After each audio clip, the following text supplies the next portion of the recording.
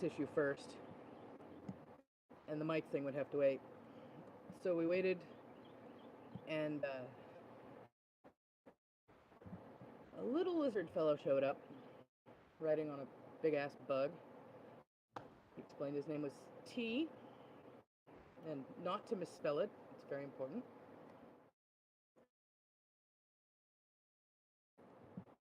And we quickly start heading our way out into the desert to get to where we were going to be hunting this sandworm. Travel was fairly uneventful, and we stopped at a big rock formation for the night, set up camp, and partway into the night,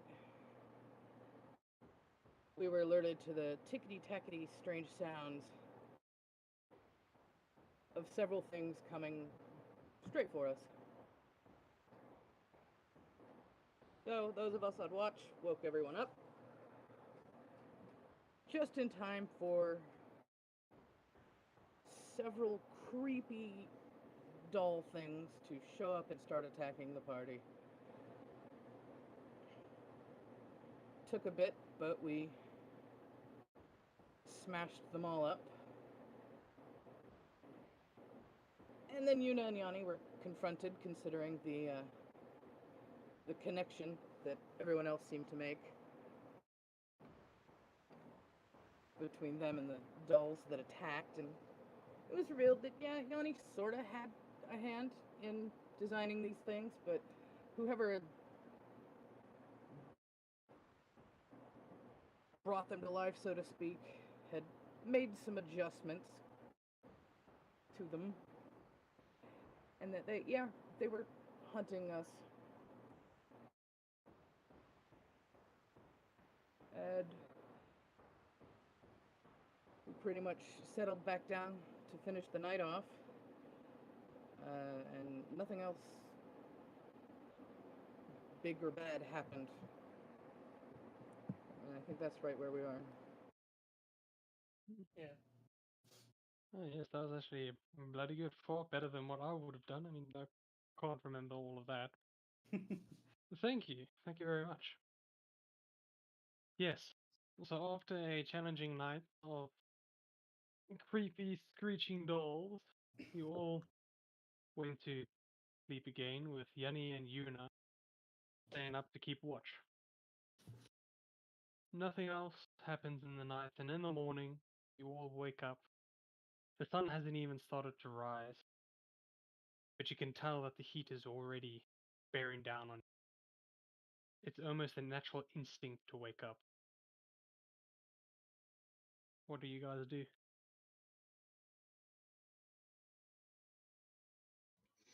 Well, I believe we should get going as soon as possible. Don't want this worm to sneak its way back in the heart of the desert without us knowing anything about it. So, any second spent along here is a second wasted. Yeah, Narayan gets up, a bit of a stretch. Yes, it's probably a good idea to get going.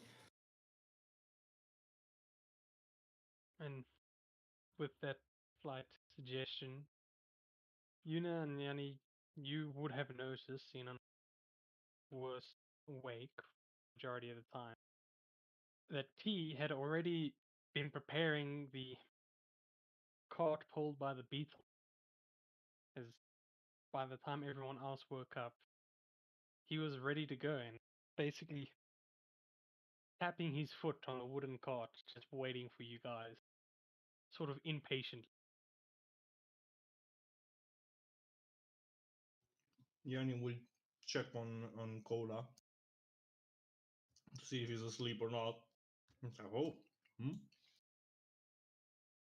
great Cola. Yeah. Apologies for disturbing your sleep, but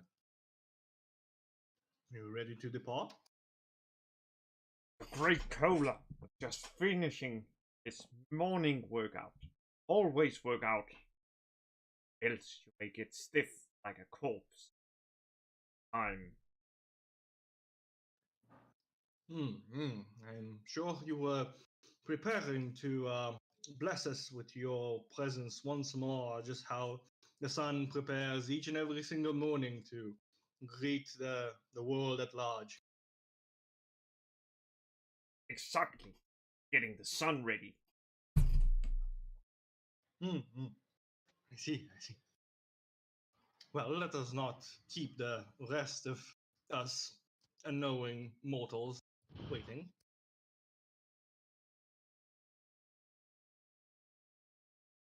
Well, then I suppose you knows the way. I'll be looking at the little kobold. You see, the kobold at first doesn't really respond as he almost looks to be holding in a snicker. Like it, it's very strange. It's just him like crouching down, like shaking a bit, but you can tell it's like in a happy way. And I know the way. You're waking up the sun. Ah, you're a funny little owl, aren't you? Ah, Oh, someone's a morning person. Oh, yes, he was quite busy preparing for our, well, arrangements to depart, even before the rest of you woke up. Quite the early raiser and the earnest worker.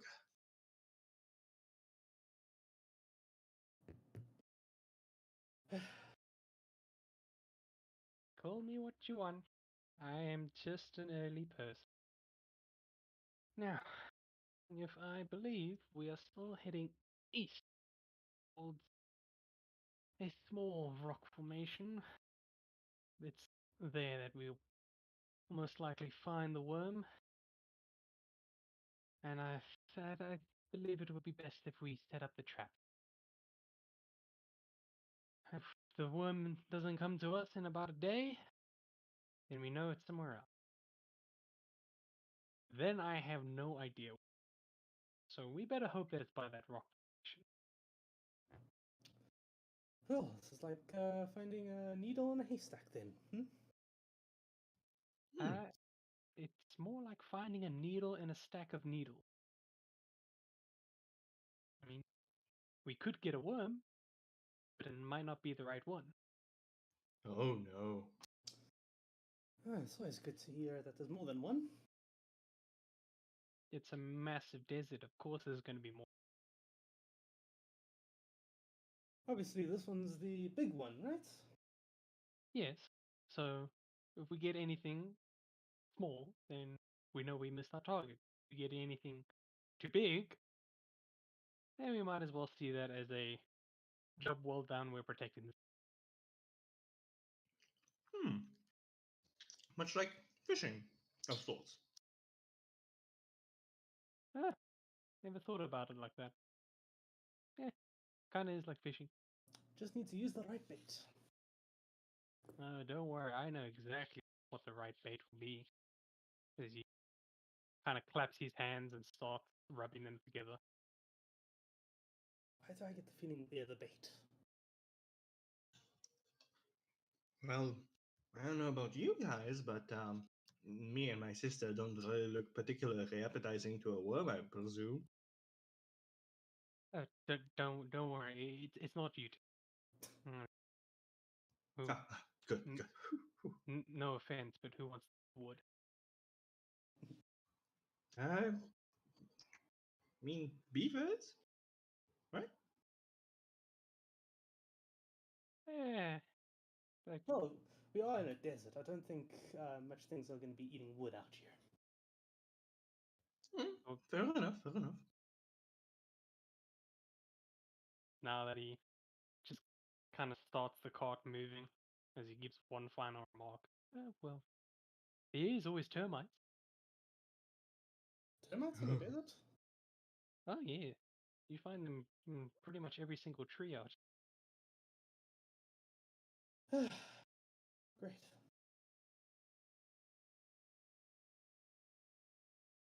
So you all begin your journey back into the desert.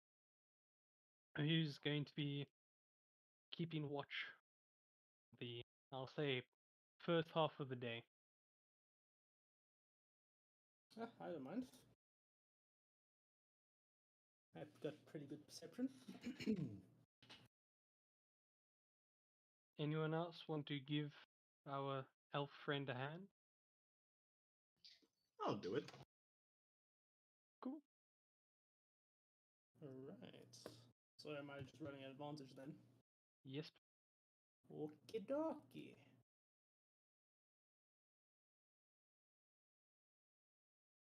Hey, there you Ah, go. pretty nice, pretty nice. Alright. So about a hour into the journey, the sun finally starts rising up as you now get a estimate of the time being roughly like 6 a.m. in the morning. And it already feels bliss hot.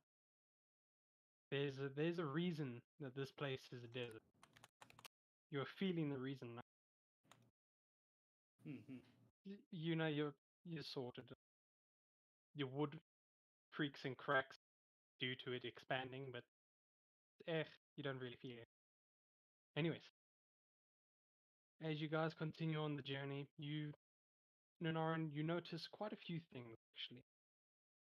You every now and then you would get a sort of glimpse of like a massive sand mound moving, but then you would always just kind of like blink your eyes and see that it's still there and that nothing has actually happened. You then start noticing sort of birds flying in the sky. You would take heed of them, look away, and then look back and see they just disappear. Same with weird creatures. You can't really make out their shape. I mean, some you see have or bear 3 sets of legs, while others just have 2. And the strange part is every single one of them, every time you took a sort of second glance towards them, because they would always be in the distance, it would never be up close for you to gain some sort of massive detail about it. And every time you would take your second glance, they would always miraculously disappear. It sort of becomes unnerving that all of these things are happening and you can see them happening. You aren't fooling yourself. You've caught many of these events happening at different times. But for some odd reason, they all just disappear before you can point them out to anyone.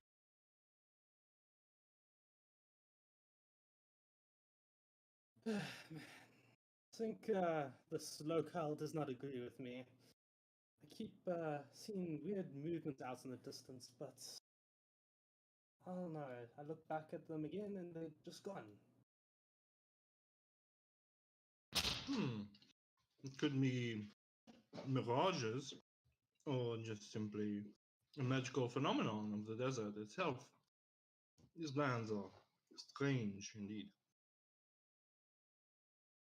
Yeah, it could be just my mind playing tricks on me as well. The heat, I'm not well acclimated to the heat. Oh, I hear you.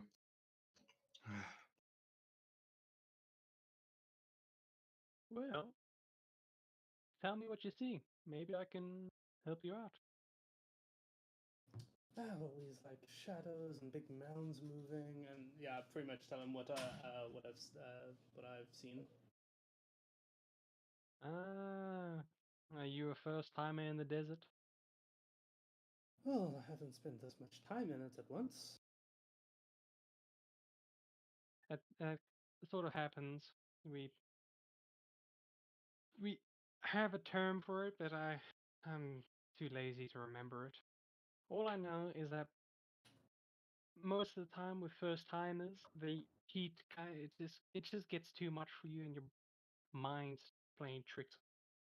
It's best that you stay in the middle of the cart, or you may see some past loved one and then go running off to meet them again. he gets swallowed up by a sandworm. Ugh. Happened to Jason. Poor guy.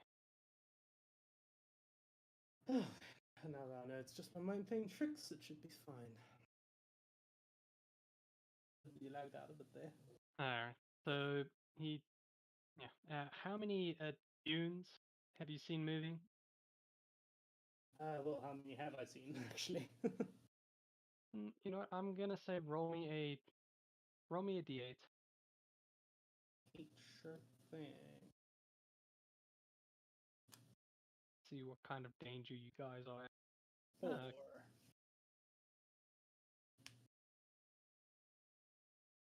So you've seen a total of 4. Okay, okay. Good. That's good. Alright, well, it looks like we aren't in direct trouble, or a lot of trouble yet. that's that's a good sign. Good early sign.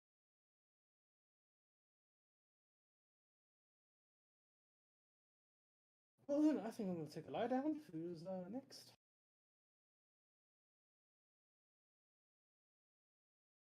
What I will ask after that observation, because this entire observation would have taken you all the way to like 11 a.m. during the day. So I will ask everyone except for Yuna to make me a Constitution saving. Always good.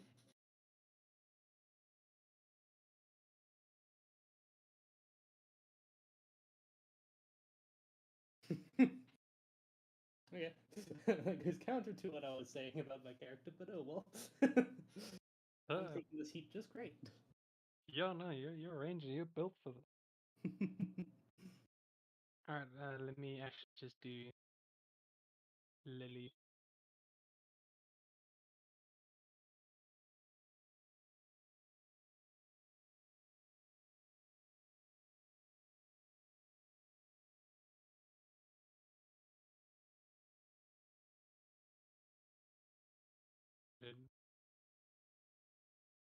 Come on, D&D Beyond, load fast. I guess Curler is not liking his feathers right now.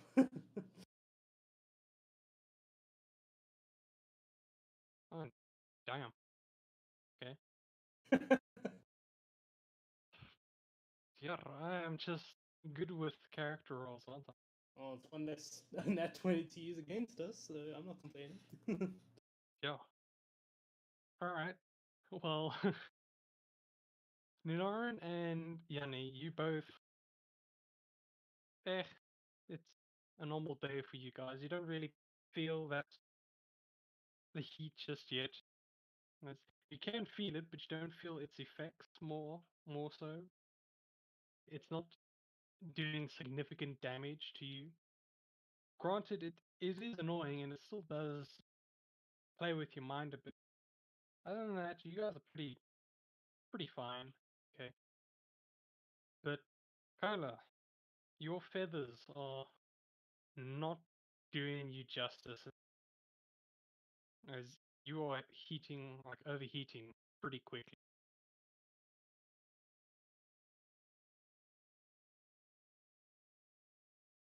And I'm going. I need to think how I actually am going to sort of affect you.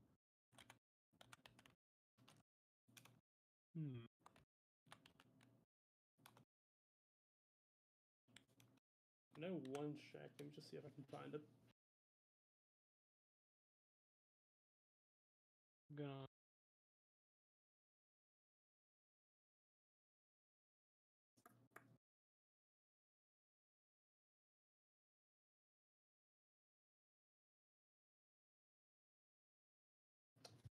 Yeah, there's a table in the DM guide. I know that. Let me see if I can find it.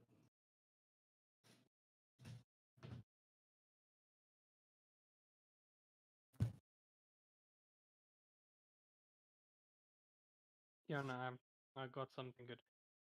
Yeah. So, Coda, due to the heat and due to your feathers making you acting like a sort of sweater, you overheat far too quickly and you suffer 1 point of exhaustion, sadly. Oh well. Nothing? No problem. You better hope that doesn't affect you too much later. You okay there, Kola? You're looking a bit like a cooked chicken, like a roast chicken.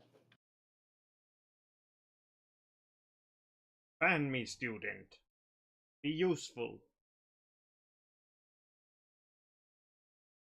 Yeah, no. I have better things to do. In Russian is not one of them.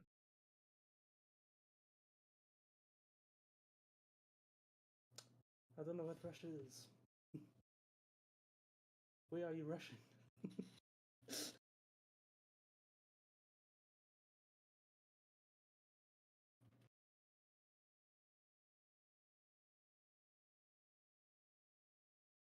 So you guys continue on with your journey. Now, who's taking over for the watch?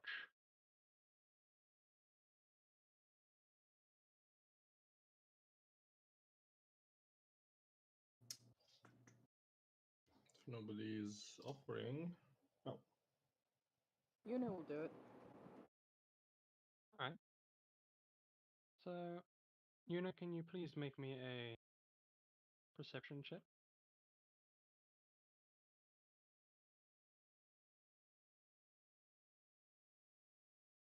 Ooh. Yikes. Alright, alright. So, Yuna, you step up to the plate and you watch the vast empty desert as the cart has pretty hastily pulled along the sand. You notice your tracks being left in wake with dust or sand being blown over them. You notice this sort of sand picking up over the dunes as the wind just carries them away. Luckily, actually, it the sand itself gets so bad for you that it starts plugging up your eyes, and due to that, you struggle to get it out, and you just pry at all the sand, and you fail to notice a pretty severe storm approaching you guys from behind.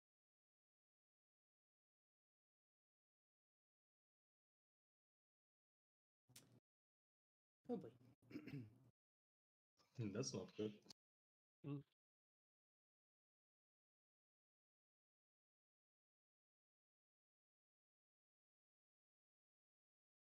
So you continue to pry, and for a good 30 minutes, you keep your head low, just trying to knock out all the sand, and eventually you get enough out to when you look up, you see this massive sandstorm hastily approaching.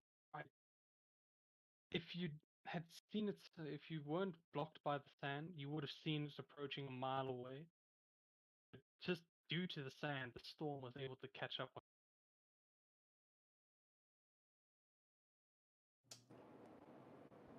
Ah, shit, guys. We have even more sand headed our way. Sister Storm. dearest, language. Ah, my apologies. Uh, what do you mean? What do you mean? Just more sand is on it. Sand everywhere. Storm coming up from behind. Lots of sand. Way too much sand. He kind of just frowns. He like puts his one arm back and just looks at like, oh shit. Yeah, that's not good at all. All right, everyone. what I need you to do is I need you to get a tarp up, stay close to the cart as possible. You see as he pulls down sort of like goggles and pulls up a mask.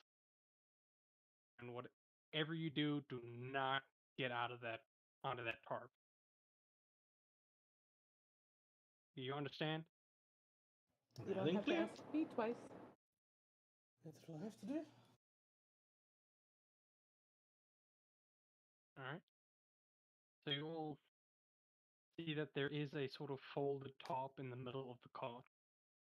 And you all pretty much understand that is what he was referring to. Hmm. Well then, everybody, let's get out. Each person gets one corner.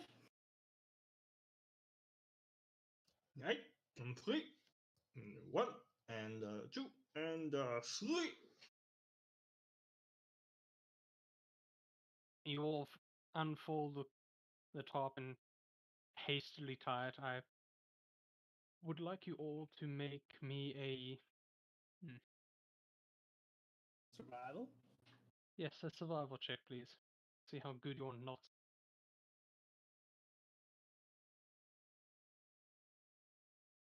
Hey. Naran rolling like a champ. Oh, Everybody else Still sucks, got sand in my apparently. ass. okay. This is interesting. All right. This is bad. This is really bad. Yeah. Only we had a Podger to give us product inspiration. No. All right. So each one of you takes a corner of the top, and you see that there is like a sort of like a stern rope. It's pretty thick, but not too thick where you can't maneuver it properly, and it's pretty strong. So you all use that rope to try and tie the top down to the corners of the cart. Yanni, you do a fantastic job. You know exactly which knot to use. It's practically better than other sailors. Nothing's not You coming. mean their own. Yeah, Ninaran. What did I say before? You said Yanni. Yanni. Ah, sorry. Ninaran. Yes. Yeah. As I was saying, you have a pretty solid knot. That thing ain't coming. And you feel your corner. It's done right. As actually, no, I'll go down. So, Yanni, with your knot, it's yes, you have work. You have like hard knots with your doll making in the past, but it's never been really one for strength. It's just been to hold the rope in place. And so Mhm. you use this sort of same knot, and you're not really sure if it's going to be effective against a sandstorm, but you're hoping for the best. Can I possibly do something? Can I send my my Drake to help out Yuna? Sure, I'm not. You're gonna have to roleplay that one because I'm not sure how a Drake would be able to help. Not. I mean, he can speak a language. He can? He's not a dumbass. Yeah, he can speak Draconic. Yuna, can you speak Draconic? I can. Oh, oh shit. Okay. But in All right. my Drake has 8 intelligence, so he's a pretty smart guy. Okay. I'm surprised.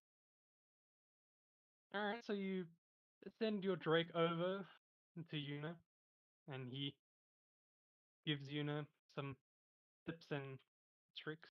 I'll say with his advice, Yuna, you can roll with advantage, so you can just roll one more survival check. Yeah. You see, he goes up and tries to help pull the top down. Oof. Come on. Ah. He ends up ripping the top. Yeah, the dragon's like, you see, you use your claws to put it like this, and just looks at her hands, just like, well, shit. Oh god. I'll first start with Cola because to me he's quite fun. So Cola, even though you're fairly light owl, this tarp is no match for you. You grab the corner, you pull it down, you tie a knot, and to you, it's the world's strongest knot. Like not even the universe can split that thing. Like, so why do you have to worry about it? I mean, if you've done your job, no need to worry. Yeah. I still okay. Yuna, you pull down the top. Ninoran's Drake comes to you and says, like, I see you're having a bit of trouble there. Why don't you tie the knot like that instead of like this? And he's doing his best to help you, but ultimately you do take one or two hints and tips from him, but it's not it. It's easier said than done. It's hard to explain something without opposable thumbs. Precisely. And every time he would kind of like reach up for the top, he would like remind himself like, ugh, pause, sharp, not good. And he would kind of just stop himself. Out of all the knots, I'd say one definitely does it. You know, I'll let it play out. The T still continues. I mean, he's been in sandstorms before. He knows how to handle himself. I mean, he's prepared for this shit. You guys aren't. And 20 minutes later, that sandstorm hit. You feel the cart just kind of jolt forward as the force of the winds just push it. It almost gives you guys a little bit of speed until the cart itself hits the beetle, and the beetle just kind of gets encouraged to run fast. The top at first holds. Actually, which corners are you guys in with the cart? So we'll say there is a top left, top right, bottom left, bottom right. Which corners are you guys at? Top right. Top right. Oh, sorry, top left then. Oh, okay, so the two worst ones at the bottom. Alright, Great. alright. So, sadly, as soon as the sandstorm hits, both Yuna and Cola's knots just, they couldn't handle it, and the top just flies up. And it actually hits T on the back of the head, and he's like, what the hell is going on? As the top just kind of flaps in his direction. You guys are getting the full force of the sand. It is harsh. Neuron's gonna cover himself and his Drake up with his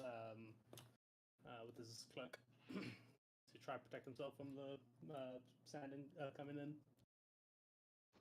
And Yanni will use his Still Defender to try and like get the body between him and the full brunt of the storm. Alright. And due to the fact that you guys are getting hit by the sandstorm directly, I am going to ask that you each roll Constitution saving throw with a disadvantage. Except for you, Yanni, because your Steel Defender is taking the brunt of.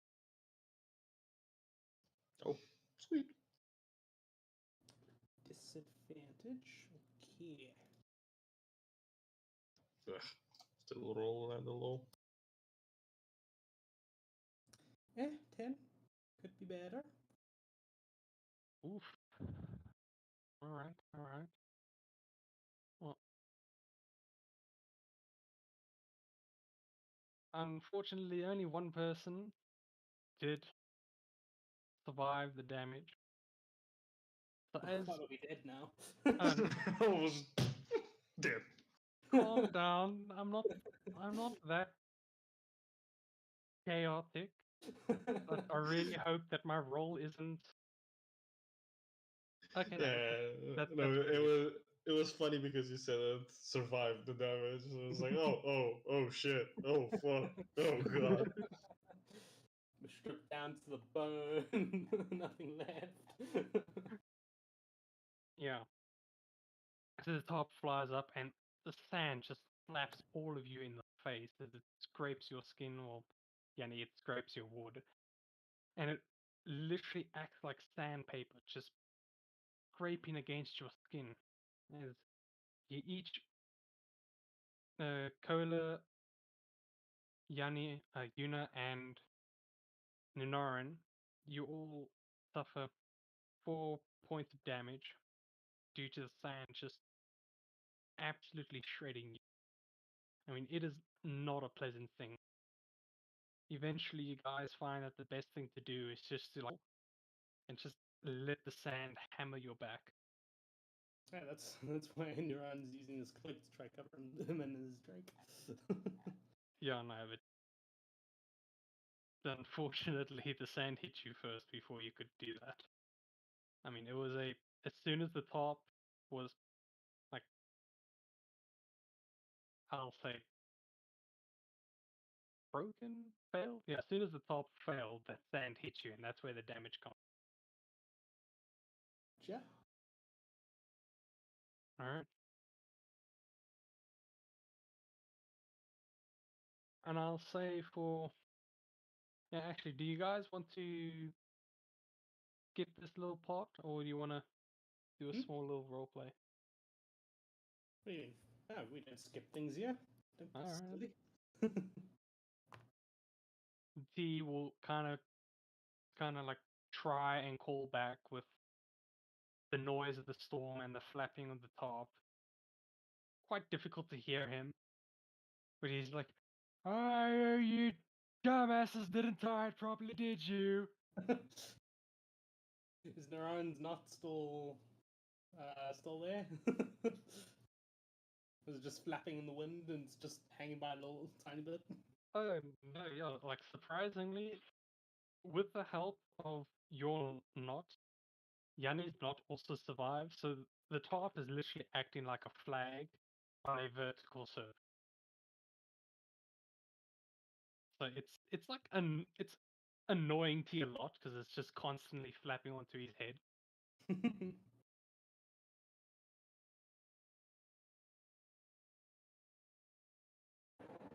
Yuna is going to, through all this, mutter a word in the storm. No one can hear it really, but her outfit magically changes, giving her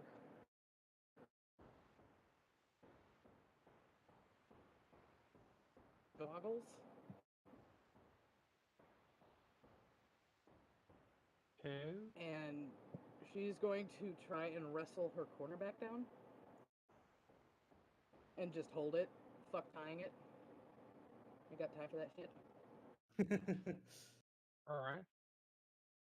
And so you change your sort of clothes to give you goggles, and you're actually able to see relatively well, even though sand is constantly smacking you from side to side.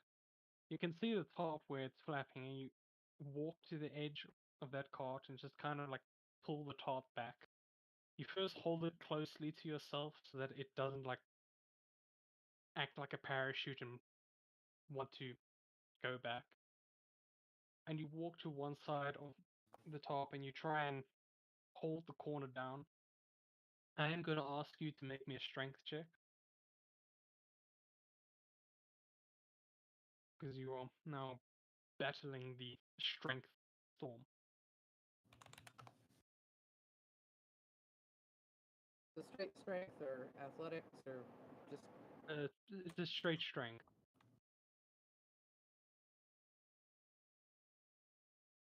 this'll be good. Yeah. That doesn't. Oh Second boy. that one. Who's the second that one? Why does Roll20 just not like your rolls? Not a good day for Yuna. Oh, oh, this is perfect. Oh, this is absolutely perfect.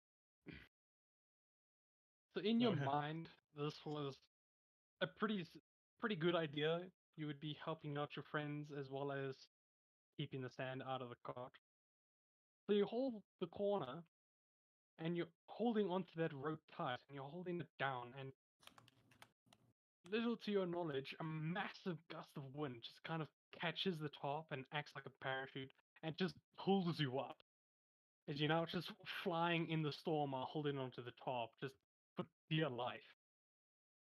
That's some pretty strong wind to be lifting 280 pounds like nothing. This is But alright, this is this is powerful wind. And Yuna is now a kite.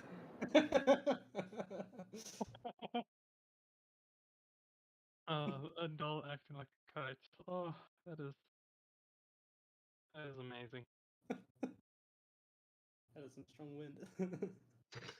Could I try to like bring her down by?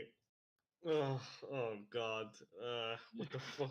Like up to Yuna, so he like grabs onto one of her legs, and with the strings that are attached to Alex, he's going to like take them and tie them around the corner where Yuna was, so that this is like basically a sail for us at this point.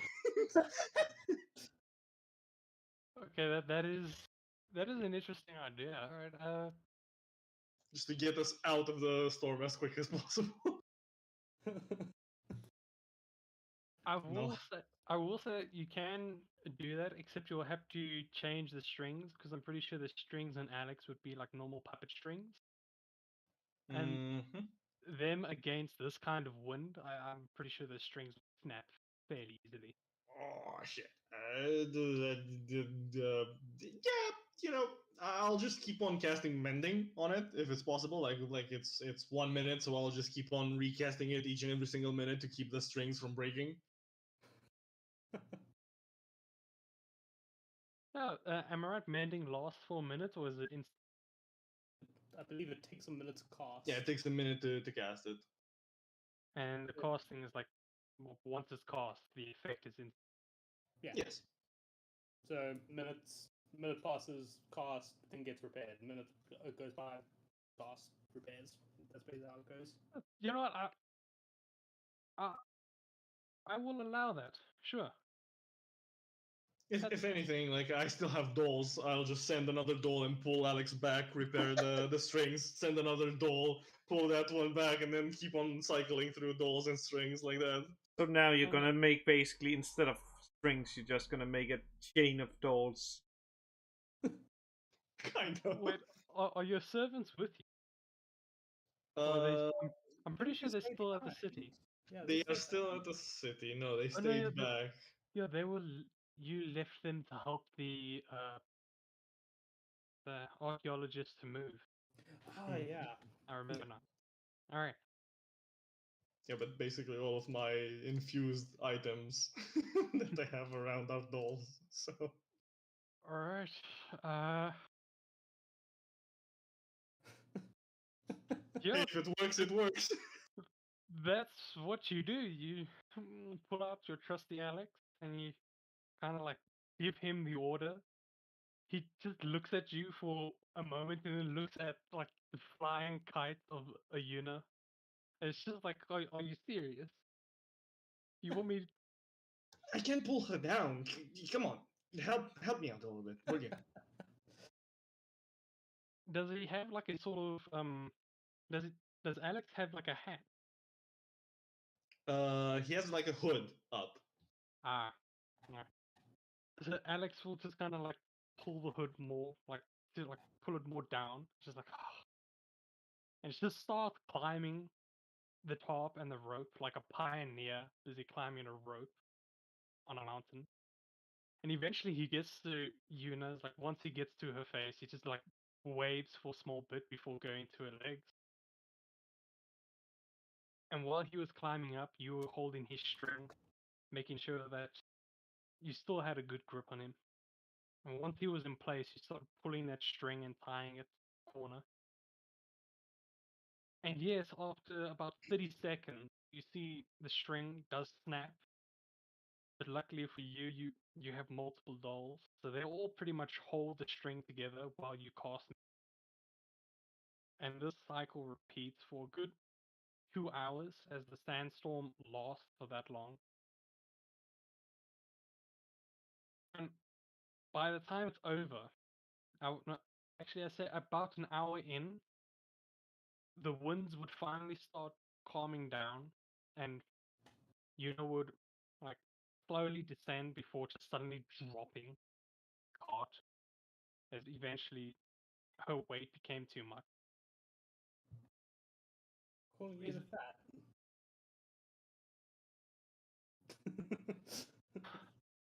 I'll call her dead. There. Not in a stupid way, just dense isn't heavy, okay?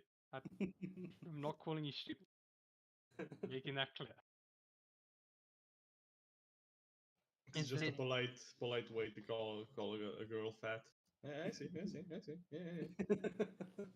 I mean, is that really polite, or is that just like very rude? Oh, you're so dense. Depends. Because now they don't know which way to take it. It's like, I are you mean- calling me fat or are you calling me stupid? Which If one are you she's- calling me? If he gets gains at gym, then sure, dense is a compliment, I guess. Or that. Yeah. Depends on the situation. Anyways, Alright. so you guys are about an hour into the sandstorm, and Yuna finally rejoins you guys in a sort of pit of sand as the cart is filled up with quite a bit of it. Is there anything you guys would like to do, or you're just gonna try and wait out the storm? I hate the desert. I really, really do. Sharing the sentiment right now. Now, here's an interesting question because I know that beetles can like borrow and like dig through sand really easily. If we could ask T, could we like bundle up and have the beetle like climb on top of the cart and be like a cover for us while the sand is like passing by, and then it would like dig itself up if the sand is too much and covers the beetle, and we could just simply emerge out of the sand after the storm is passing. Alright. So you ask T to kind of like help you guys out. He thinks about it, and he understands the situation that you can't really keep going in a sandstorm. But he's also weighing the options of like, okay, do we stop and wait out the storm and risk a worm coming up? Because sandstorm doesn't bother a worm. It's underground. It's so he weighs the options, and I would like you to make me a persuasion with advantage. Let's see, a persuasion with advantage. Because I mean, there is also evidence that you guys are suffering. Oh, 14. So after about a minute of thinking, I mean, it's like pretty strange because you guys are all like suffering in the storm, and he's just nonchalant, having a jaw like this isn't his first rodeo. He's done this plenty of times. He knows what he's. And after a minute, he kind of just nods his head as he gestures to you guys, as he knows now that the storm is too loud for you guys to actually hear. And just gestures you guys to come. As you do see that, although difficult, you see that the cart eventually comes to a stop, and he's just waiting for you guys to go to him. enjoy them. It's a little difficult because, I mean, you guys pretty much sat in a loud sand to like kind of cover you, so it takes a bit of strength. But you all help each other, and eventually you get to T. He it's very strange because instead of yelling or whistling at the beetle, he does a weird tap on its rump, and it's quite surprising that the beetle actually responds and turns around and just walks towards you. It just uses its massive forelegs to kind of lift itself up onto the cart, just open up its wings to act as a sort of tent. And pretty quickly, you start to hear like the sandstorm getting faded, the sound of it just fading away. And eventually, you guys can actually hear each other. And he is just shaking his head. You guys had one job, and that was to tie down the star. Well, to be honest, we did skip out on the not dying class back home. Felt like a bother, but I personally should have gone around and made sure you guys' nuts were good.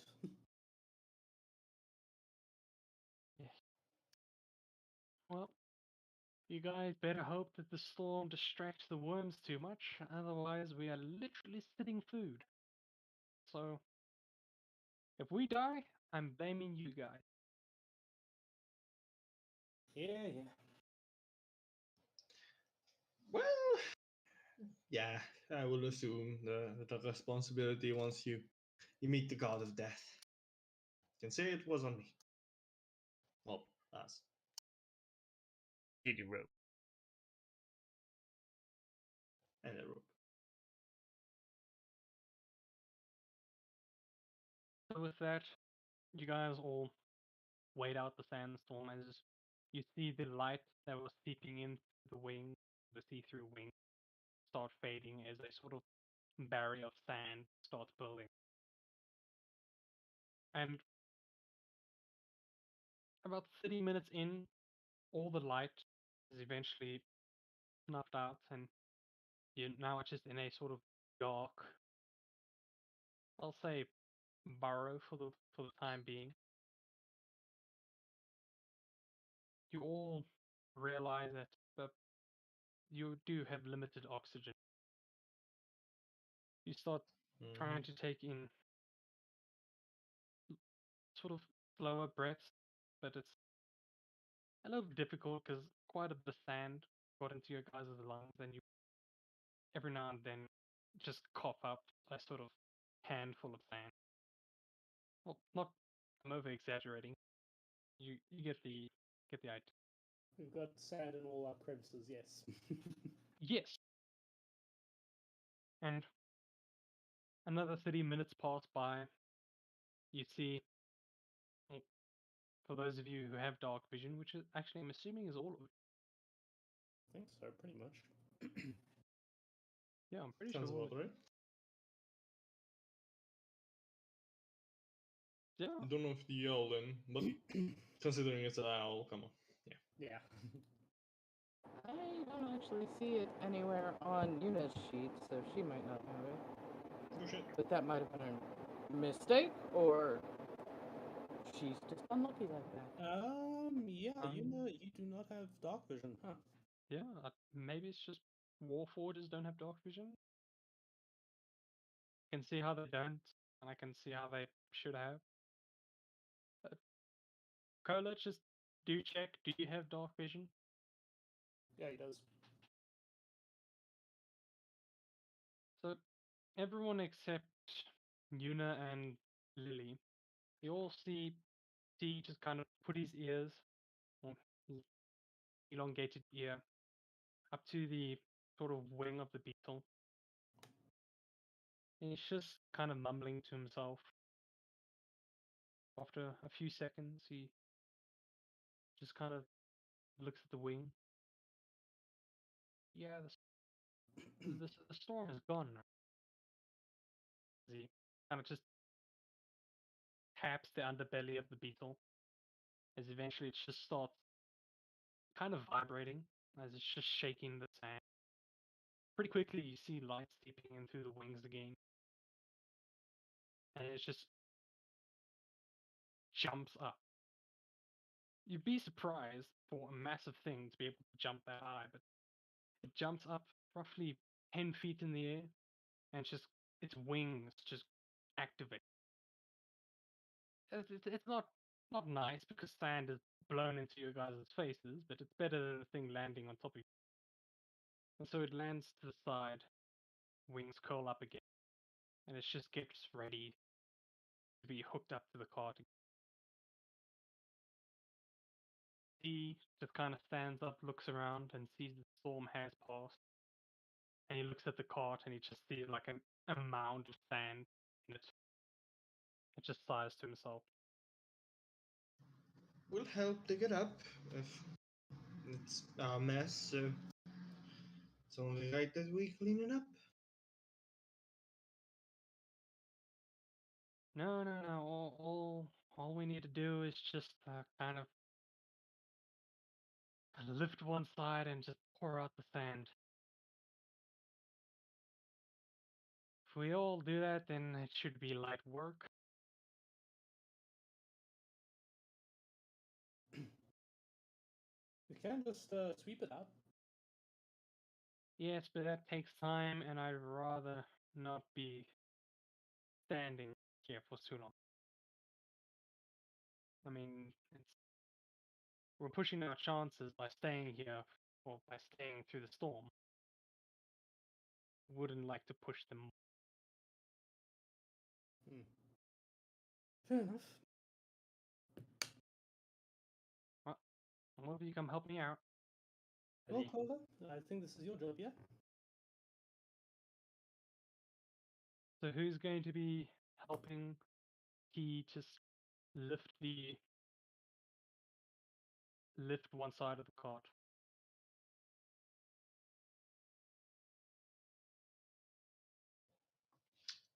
Yanni and his still defender will also help alongside Kola if he offers. Oh wait, Alright. Cola is dexterity, isn't he? Shit. Oh fuck. Una will help too. Do we not have a single strength person in the body? I don't. Certainly not. I think your only strength person was the Goliath. He's Oof. oof. Yep, that's the only strength person. Oh no. You first realized now that Cola is dex based. We're screwed. We're screwed. Okay. Let's Alright. see. Well, good thing I have a Drake that has 16 strength. It's more than better than nothing. Alright. Yeah, I'll communicate to my Drake. I think you are the best bet to help them.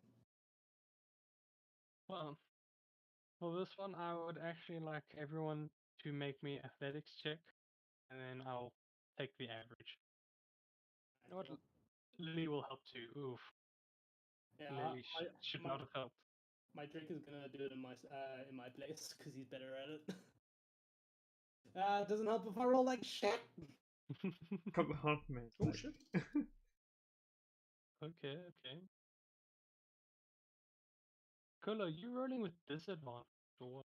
Yeah, that's Yeah, what exhaustion. does. Oh yeah, exhaustion. Oof. Shouldn't have had those feathers, man. Alright, well, a good thing for you, T is actually strength based. So he got a 18 on his roll.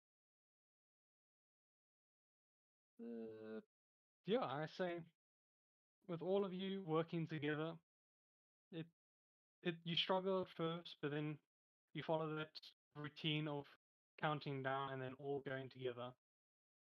And once you do that, you feel that the work is actually quite easy, and the sand just kind of pours out. As it does, it becomes lighter and lighter, able to get the sand out pretty quickly. Thankfully, due to T's planning ahead, all the other stuff besides the top was tied down. So none of the equipment inside was like poured out.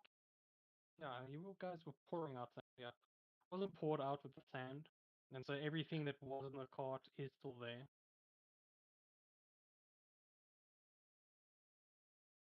And pretty quickly, he just kind of like gestures all you guys to put it down and just hastily hooks up the beetle to the cart as he is kind of expecting you guys to get in as soon as possible because he ain't wasting time.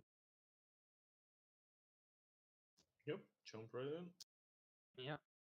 And before you know it, you guys are back out, riding towards the sort of stone structures that you now see you're actually getting pretty close to. You're about half an hour away.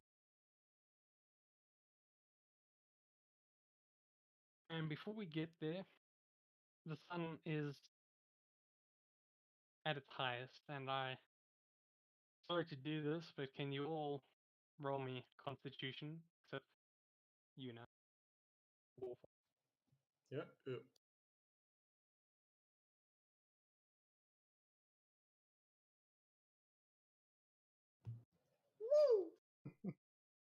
Cola having learned his Holy shit! lesson. Oh my god, 2 nat 20s? Cola I'm gonna having, roll like shit now, mark my words.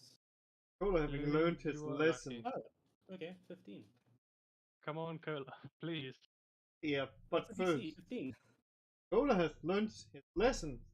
Therefore, he has been using the decanter of endless water. He's been to pour water on himself so his feather isn't hot. Yes, I'll say you can roll with advantage. Character growth. Holy shit! Go! Alright. You all, after like they sort of brief shade from the beetle and the sandstorm, you're all actually doing fairly well, and Cola did take the time to cool off his feathers as he realized how annoying the sun is. How dare it annoy him. So now you all look pretty good. Cola, I'm debating how does one, this is me asking for some help, how does one get rid of the exhaustion? Sleep. Sleep Long or rest. greater restoration. Yeah. Alright. Or Alright, wish. so that, Or we just sacrifice Mira and then to a demon and then we get rid of. I vote for that option. let's not do that, please. I mean, you're welcome to try if you want.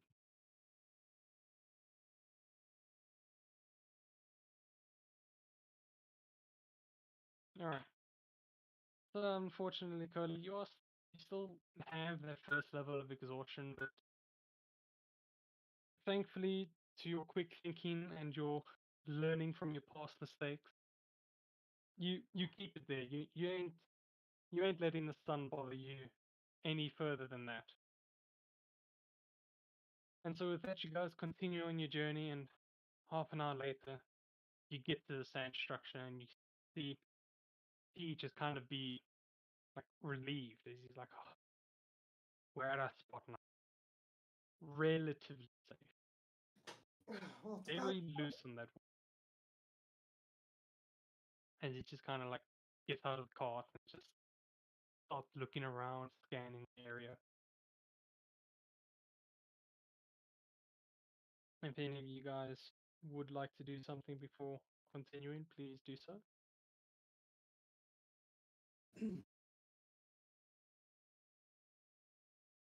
Alright. well, Cola's basically figuring out that, oh yeah, I'm gonna have. He's gonna act magic. It's called Mage Arm. Have to do it during I'm beating. Alright. Cola has mage armor? Yeah. Man, how long? Man, like He- I've He's used that been for so. using it. I've been using that for ages, and Yeah. Nearly every single fight he's been using it. I've just not been paying attention clearly. and you're lucky. Maybe Oh, really lucky. Don't get beaten.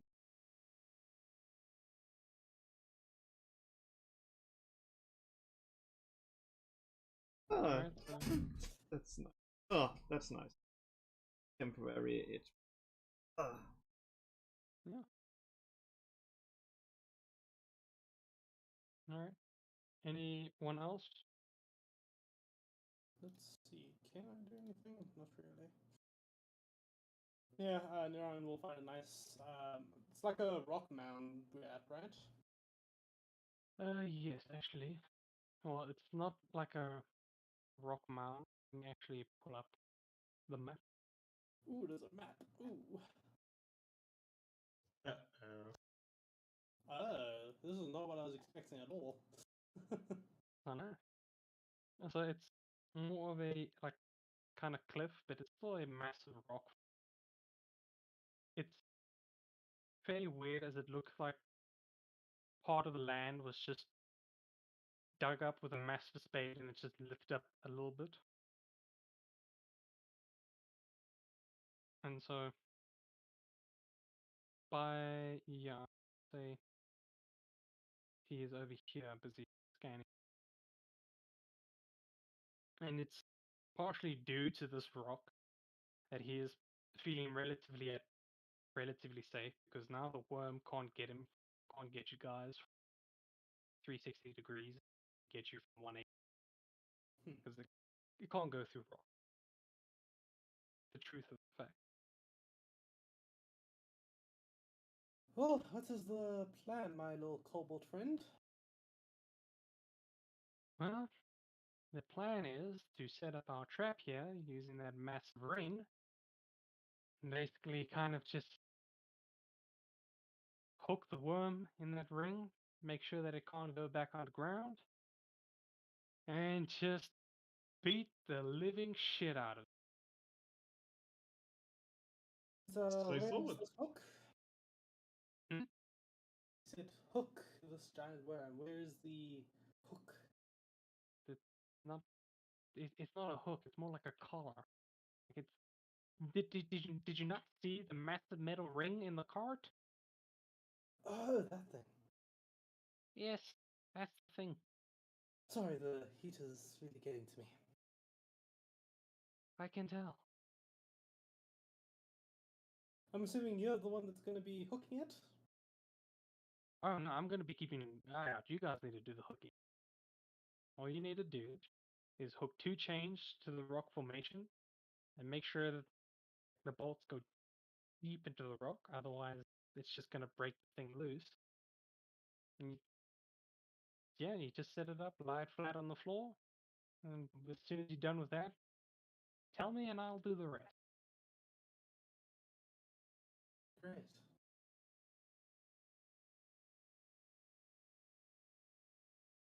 Well then, we have things to do. Let's get set up. So who of you is going to be attempting to set up a trap that you've never set up before? It's clearly falling to Mira since they are the ranger. Yeah, Niran's probably the only one that can maybe do this. Yeah.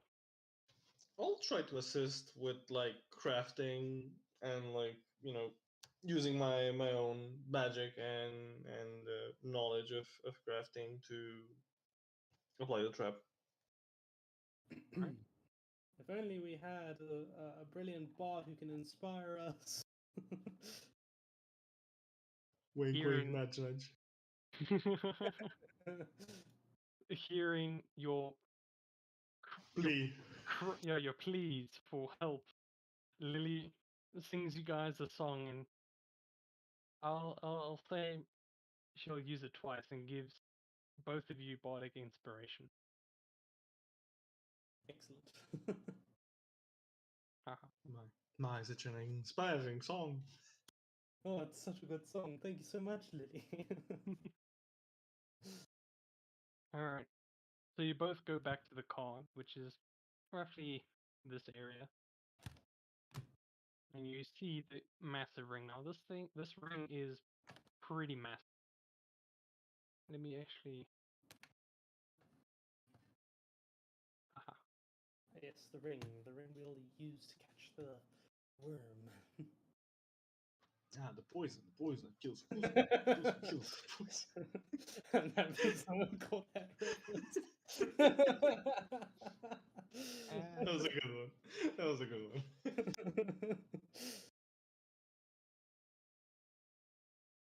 Oh shit.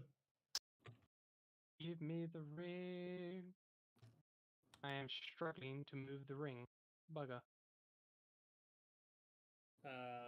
Change to the pointer button, I guess. On the support. I did, but it was like, you ain't going to grab this.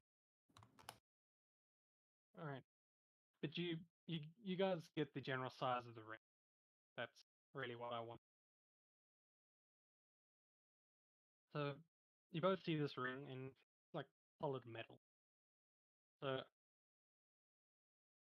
unfortunately, I will need you guys to make me a straight strength check because this is just pure lifting up this metal ring. Can't really use athletics for this. I look to I look to Scala and say, Scala, you might help me out with this? And Scala will try and carry the ring over for me. This is so fun when like both of us, both Yanni and Nurin just go close to the ring and they both turn their heads at the same time. Like him at Scholar and me at my steel defender just like Scholar and they just come rushing and help bring it up. Alright, so you both just look at each other and then at your familiars and just like, guys, please. Weak flesh, need help. And they both come to help you out. Can you make me a strength check with both of them? Oh, shit. bloody hell. Steel defend is a deck boy. My rolls are shit. Bye. Only for your Drake. Only for your Drake. So blame your Drake. No, I refuse to blame him. He's cute and adorable and scaly. Alright, well. Actually, how big is the steel defender? I've never really. Medium sized. So it's just like a regular humanoid. Alright. My Drake is currently considered small. Yeah. So due to the height difference between the two, the steel defender is able to fairly easily pick up his or her its side of the ring, and it's just it's an easy job. But it picks the ring a bit too high to where point where most of the weight is actually going onto Scarlet. And Scarlet is like kind of being pinned to the ground as she's just dragging the ring to the spot. Legs are shaking.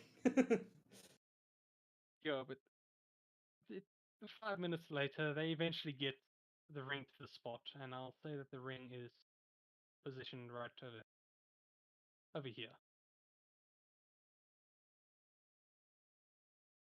Close enough. Good job, Scala. See, Scarlet is just like, you know, when you like tie a string like around your arm and you hold it pretty tightly, and you let go, and there's like an indent in it, like in your skin. you see that pretty much on the back of Scarlet's like neck. It's just like a massive indent, like neck is slightly crooked and that. But she's fine. Don't worry. A few steps and just plops down. Alright. And now, you both do remember T telling you that you had to kind of bolt 2 chains into the rock formation. But the weird thing is, you don't see chains on the ring, Aaron.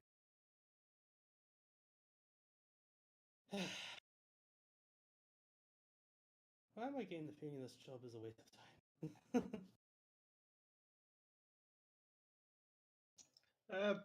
Excuse me, T. How are we supposed to chain this thing? You see, he was looking out to the horizon, and after your question, he just kind of like slumps down with a sigh. Did you even bother checking the cart for the chain? Will do now. I mean, it wouldn't make sense carrying the entire ring with the heavy chains. Would make it too heavy, wouldn't it? Yeah, but the ring itself doesn't really have where to attach the chains. That's what I was asking for. What?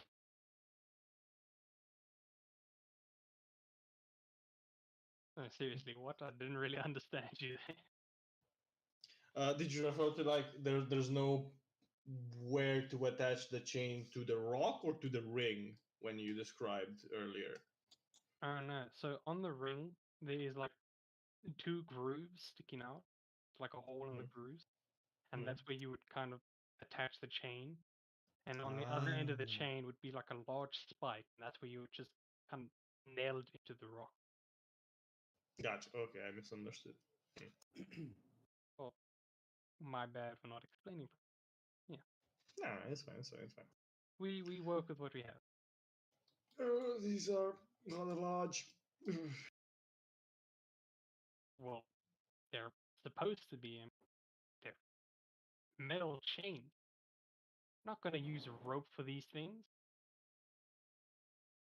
Yeah, that's fair. Bloody That's amateur. fair. Why don't you try to help us? You know, we are the one dragging around everything and doing the hard work while you're just My observation is to my I am doing something very important here, alright? If I don't keep an eye out for that worm, it could sneak up on us while we're setting up the trap. And it's definitely not me being lazy. Anyways, alright, my job is important. You guys should be able to do it. It's an easy thing. I mean, even a baby could do it. Fucking baby of a giant, but Hey, how did you know that's what I meant? big brain, high end character right here. Yanni will accept the help of his sister and start dragging out one of the chains. yeah, Neuron will be doing the same with help with Scala again. Alright. And I'll say for the sake of time, the chains aren't as heavy as the ring is more solid, and the chains aren't as thick, but they are pretty long. But due to them being long, you could easily drag them across the sand, or you could pick up the pile. With more than one hand, you are able to get the chains to the ring. Fairly easy to hook it in. It's a basic just hook it. And with the nails, it's hard at first, but you do see a sort of like sledgehammer in the cart, and with the help of that, it comes fairly easy to hammer these nails into surprisingly soft but brittle rock. As each swing about an inch of the, I would say, yeah, about an inch of the 2 feet long nail goes into the rock, and you would kind of like whack it a little bit, see how well or how solid the chain or the nail feels. And it honestly does feel solid. You're surprised on how efficient these nails are in the soft but brittle rock.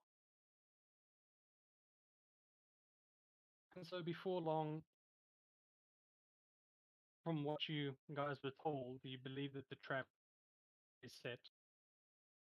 And you tell T, and he's like, okay, good, well, what I'm gonna need you all to do is line up on that rock, and I'll do the rest from here.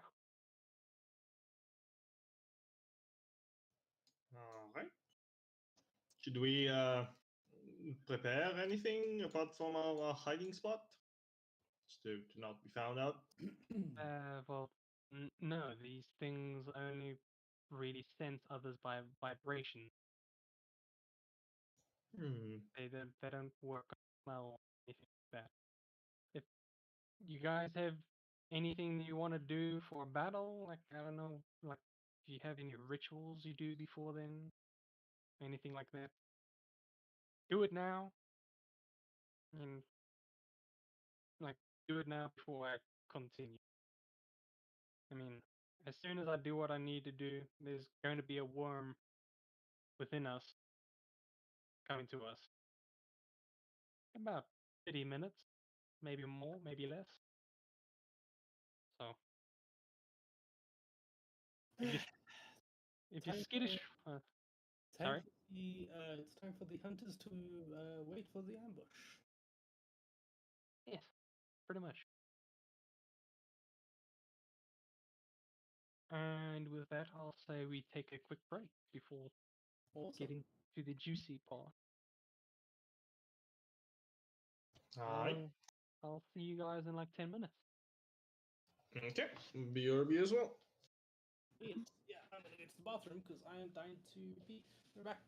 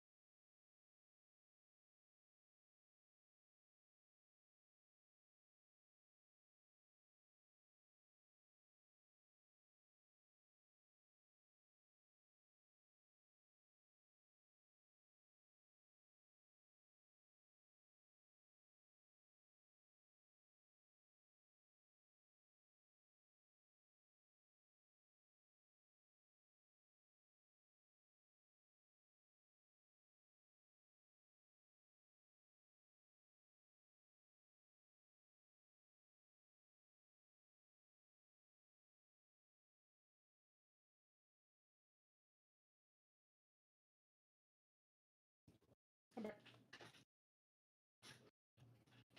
Welcome back.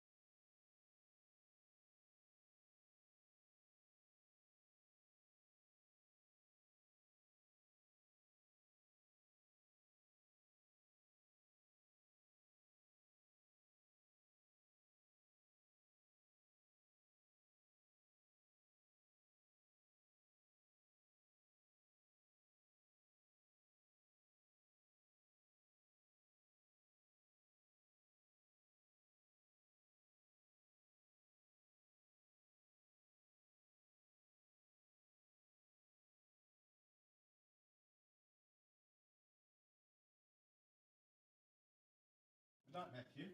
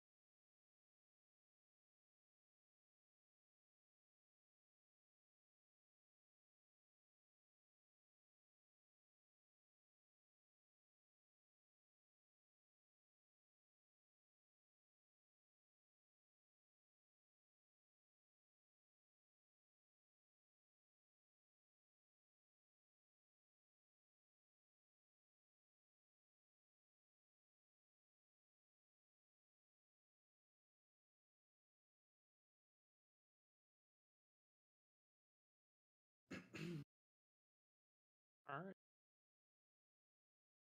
Who else is? Is everyone back, or are we still waiting? I think Yuna's here. Yuna, are you here? Yep, I'm here. Yanni, are you here? Yanni isn't here. Kola, are you here? Altid. Okay, so we just wait for Yanni then. All right, even. Cool. Shouldn't be too long. You're right.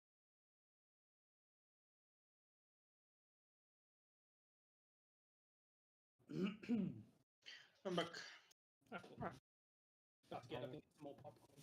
Can I mean, you can if you want, real quick. Okay, fine. Start so long. I'll be right back. Oh shit. Yeah. Just, is there anything you guys would like to do before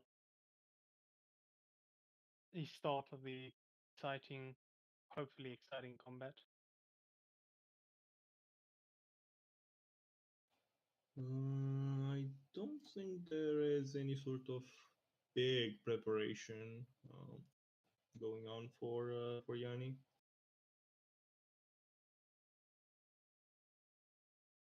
Cola, you already did your thing.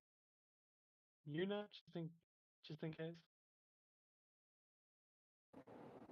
She's got her bow out, but that's pretty much all she's got as far as preparation goes. And I'm assuming Ninaran is gonna have his bar too. Alright. Mhm. So once you all line up against the wall, he checks up with you guys. He then pulls out his battle axe and just kind of turns the flat side towards the ring and just starts banging on the ring. It's sort of weird, but then as you think more about it, you realize that he's actually creating vibrations from the ring. And so for an entire 30 minutes, he's just constantly hitting this ring at a repetitive speed. Just bop, 2 seconds, bop, another 2 seconds, bop. And he keeps doing this. And I'll say, for those who want, you can roll me a perception check. Just to see if you can maybe spot a worm.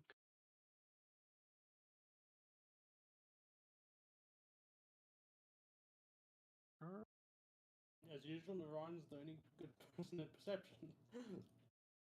Oh, you're the rogue, or the ranger. If you weren't, then How something dare was you call wrong. me a rogue. You guys are basically, one just deals with the city, the other deals with nature. I'm not wrong. Yeah, you've got a point there. Alright. So Yanni and Yuna, to you guys, you don't really notice anything that would indicate a worm. I mean, you do see like puffs of sand move here and there, but that's just because of the wind busy blowing it. I mean, eventually you guys do see like a small spiral of sand. That's pretty much the only interesting thing you guys do see. For Cola, for you, it's a bit of a challenge, but you do like notice something far off into the distance. You're not really sure if that is actually a worm, like busy moving the sand as it kind of swans through it, or if it's just a mirage. But you do see something moving in the distance. And Ninoran, for you, given your past experiences with mirages, you do see a mound of sand coming towards you, but you're not really sure if it is the real thing or if it's a worm. You do recall T telling you that the moving dunes are worms, so you're kind of reassured that this is a worm coming for you. And as 1 or 2 minutes pass by, eventually all of you do see that this dune is coming. I mean, at a surprising rate. You're quite shocked in how fast these things can actually move. When Iran sees it coming in before anybody else, he'll just say to everybody, "Alright, everybody, look alive! I think we've got company." D will kind of add on to like, ah, yes, someone with good eyes at least. Continues banging on the ring.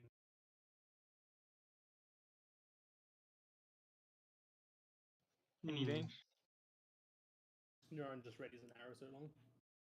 alright. Yuna does the same.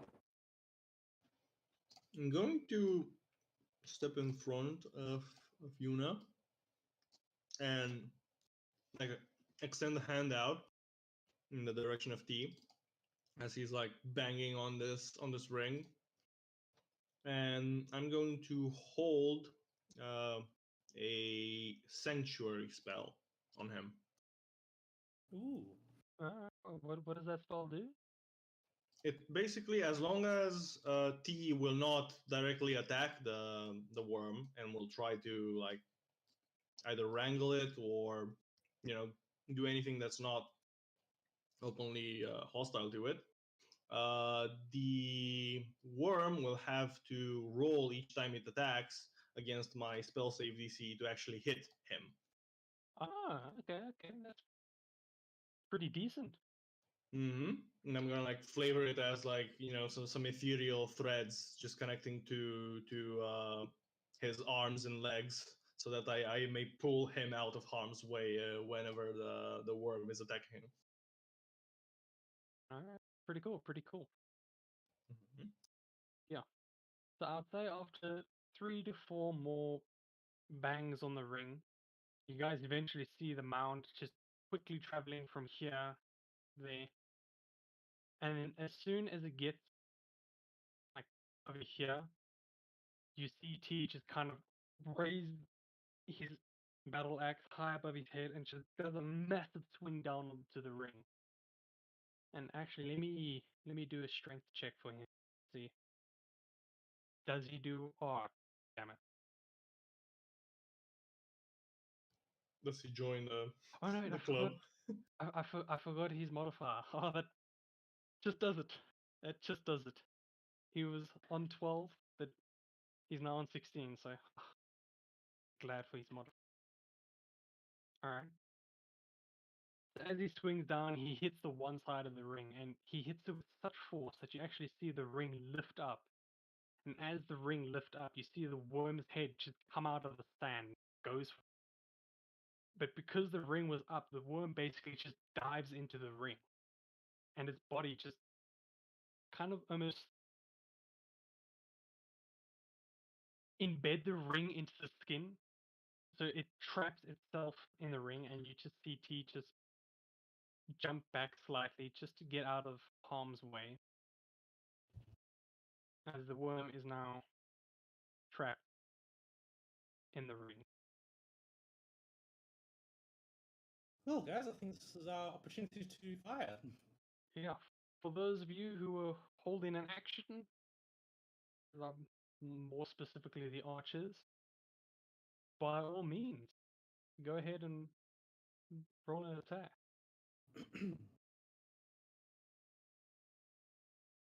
Is Lily just? Yeah, Lily is just dispel. Let me spell. Would she?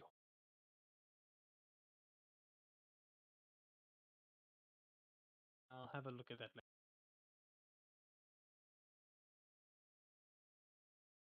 All right. Let's see. We have a 22. 23. 20. Sorry. All right. Both of them hit. Mm, oh, is that one for your dragon? Your drake? Yeah, that's for the Drake damage, yeah. One extra 1 lightning damage. All right. And Yuna, can you go ahead roll damage? All right. Damn. 17 points of damage. Damn. Starting off with a 15 and a 17. Very nice. Very nice. All right. And let me actually see what would Lily do. I can just put her behind us until she actually gets here. If she gets here. Yeah. Lily will stay behind you guys and act as the kind of support. She's playing the music we're listening to right now. Yes, making everything dramatic. All right. And with that, I'll roll for initiative. Awesome.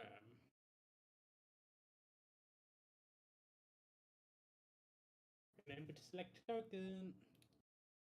Yes, please. That make my job easy.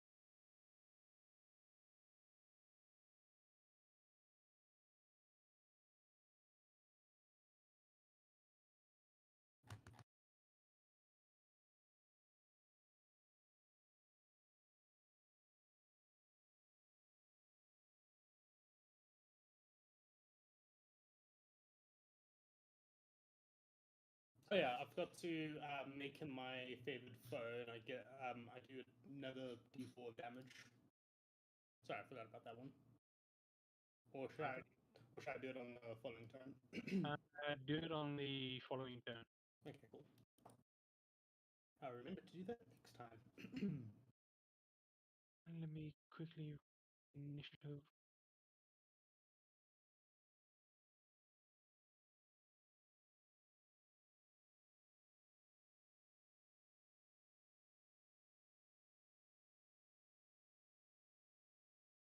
Really, T. 40. What he get? You got a 12. And Yikes. come on, he's. Oof. Sorry. All right. First up, we have Yuna. What would you like to do? Well, since it's still there and she's ready, she's going to fire another arrow at it.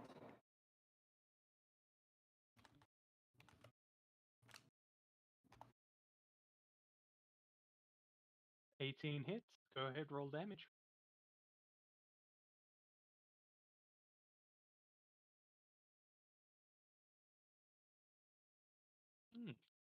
Points of damage. Bam. Alright. You go ahead. You see this worm as he's thrashing around in its sort of. Well, not sort of. Thrashing around in its trap as it's trying to break free, and you. Given its size, you see it's a fairly easy target. Go ahead, pull back, fire, and without a doubt, you hit the thing towards the body, like bottom of the body, underneath the ring. It you don't really see much of a reaction coming from it, but you see the arrow does go in pretty deep.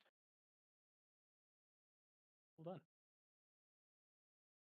Next up, we have Yanni. Yep. Yanni will throw Alex out there. This will be a disadvantage because it's outside the regular range. Alrighty. Oh, wow.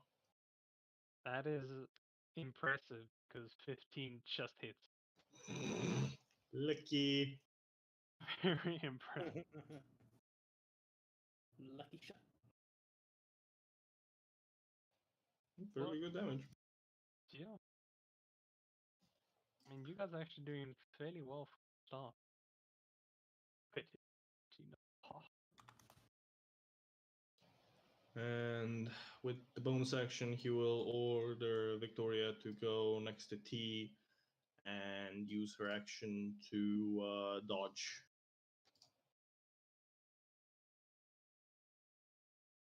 So that's going to be it. and am I right? With Victoria still has the saving grace, so the worm has disadvantage again. Uh, so Victoria takes her action as a disengage, so it would be disadvantage on all attacks against her. And Sanctuary remains on T until T will use like a hostile action against the worm. So the effect of like having to roll against my modifier, my spell save DC is for T, not for Victoria. Alrighty. Thank you. No So worries. you go ahead, and you call little Alex to your side, still looking like the shady pioneer after saving Yuna. You throw him. He pretty much just latches onto the worm and just kind of like climbs down as he stabs. And she eventually runs with you, runs up. See his little footprints are left in the sand. He does pretty decent damage to the worm, but the worm is still thrashing around in his trap. Norin, it's up to you. Alright. Naren's gonna just stand at the edge over here and take another bow shot. By all means. Ooh, that's not good. 15?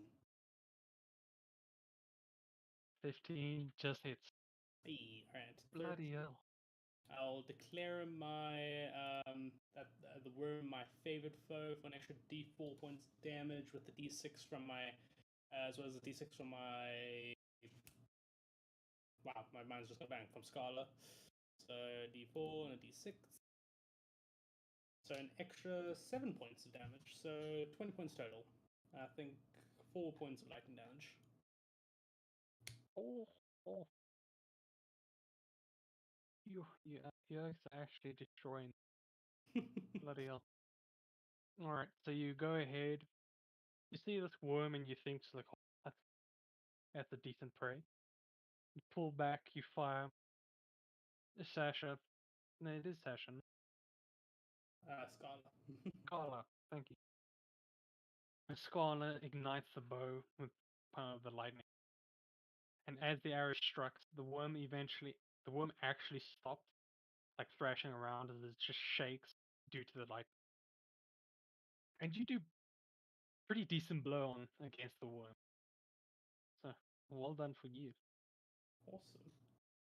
I'll use my bonus action to order Scala to attack the worm, and it's gonna launch itself off of here, and I think it can make it the whole way, 25 feet. Scala will run all the way and make an attack against the worm. Go ahead, roll. Where's my... Okay, it's a +3.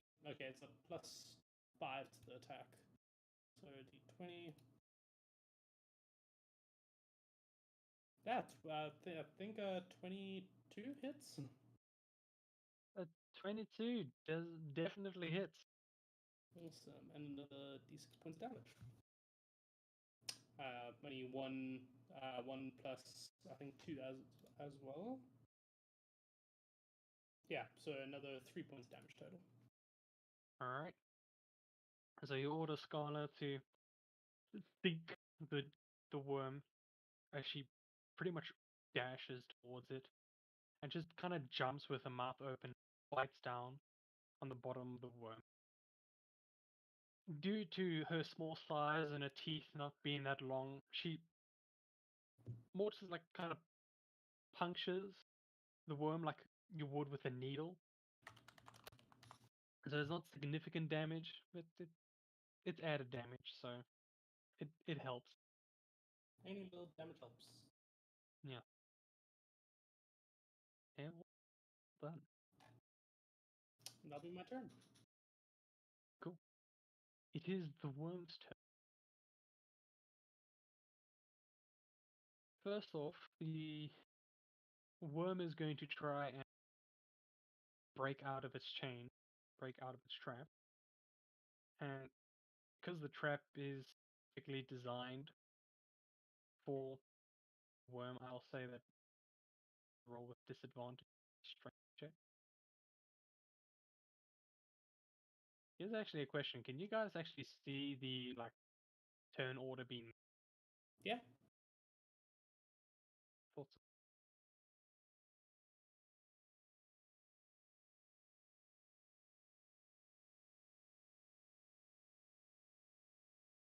Oh.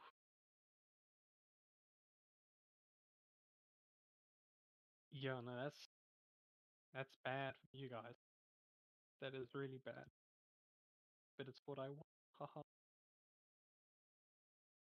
So with all the damage the worm has taken, it has gotten pretty riled up as it thrashes and thrashes. And it's thrashing so violently that the chains to the wall actually starts being pulled to their maximum limit. And with one final swing back, see the two chains that you guys have bolted just shoot loose. This was a lot of force that this worm put in. And the worm is now free. And Oh, shit. yeah, That's a very angry worm that we just set free. yes. And as a bonus action, it will make one attack at Scala that is busy biting. Okay. That is where the turn order is going to be. It is not going to move anymore. That is where it's going to be. Alright. Does a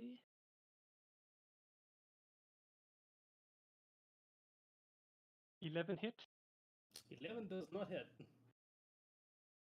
The skull is too far up on the worm's neck, so it can't really reach round and try and bite Scala. If it does, it just like gets to the bend and Scala would be in the bend. So lucky Scala, she lives. She That- can take a hit, it's fine. That will be the end of the worm's turn. The Great Cola, what will you do? Cola sees the tiny worm, just flexes its muscle, runs towards it, grows size, and takes his sword and swings at it. Go ahead, roll for a hit. Oh, of course that hits. Like the Great Cola would ever. Yep. And, Okay. Blasphemy. and Heresy. decides, oh, seems to be free. But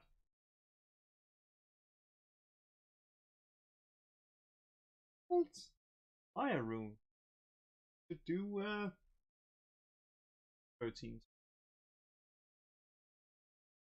Is this a magic effect? Uh,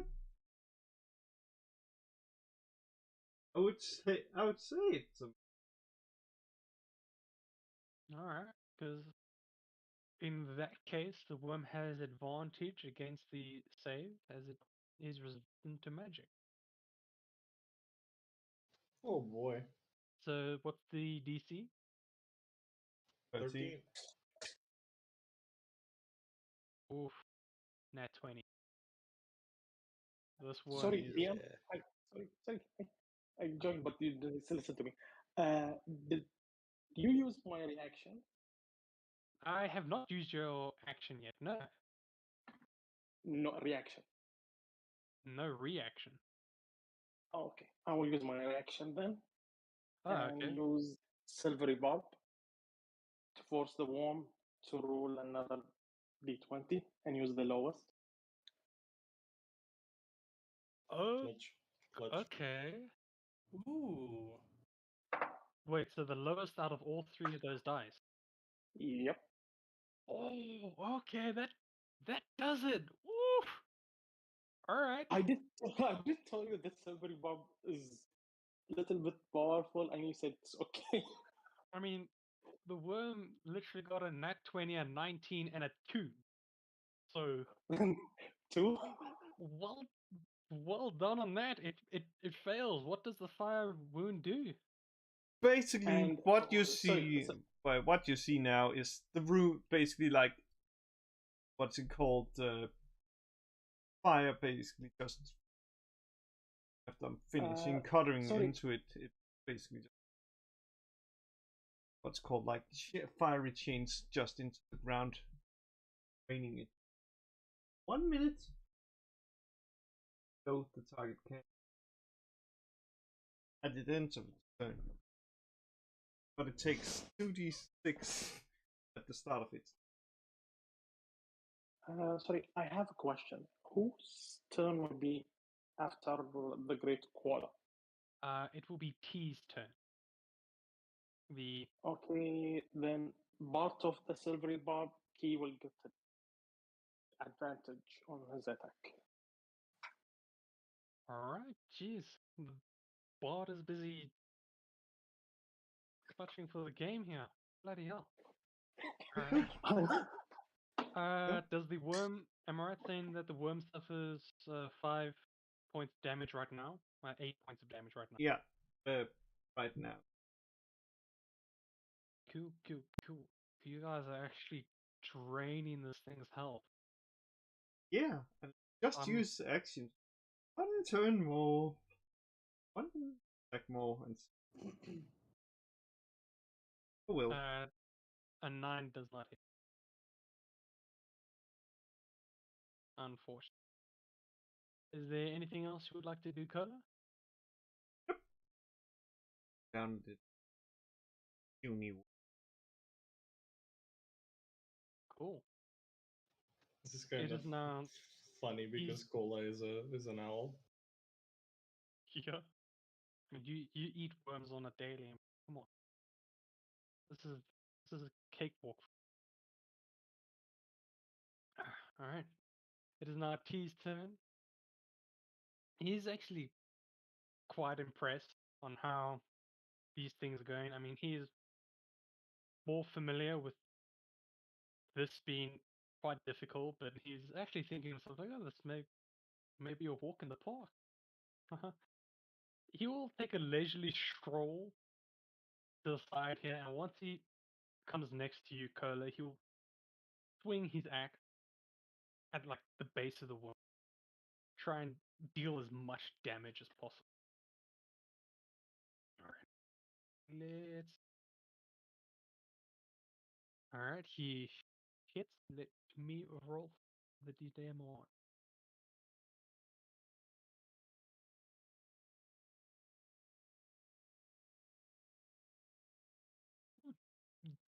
Damn.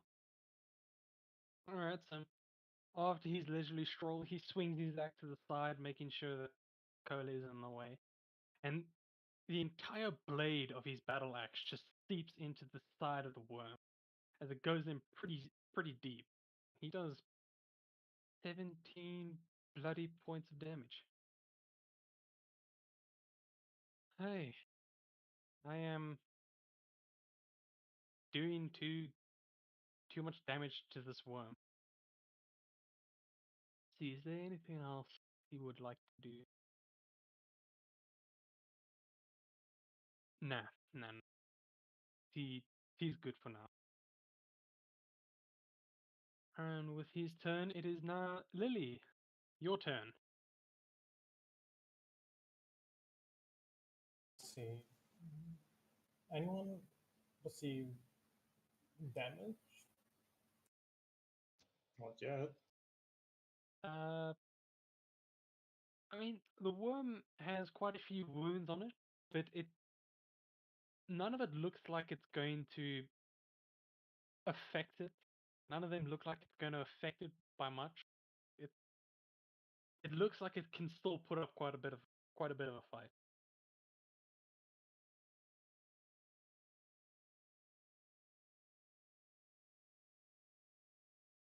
Let's see.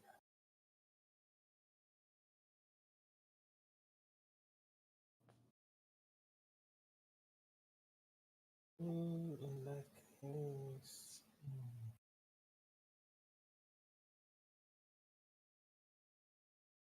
it's the one, not human.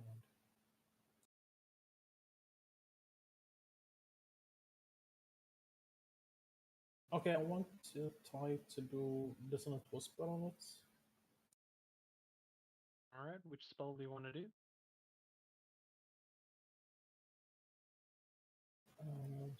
Sorry, can you hear me? Yes. I'm sorry, which spell? I couldn't really understand you there.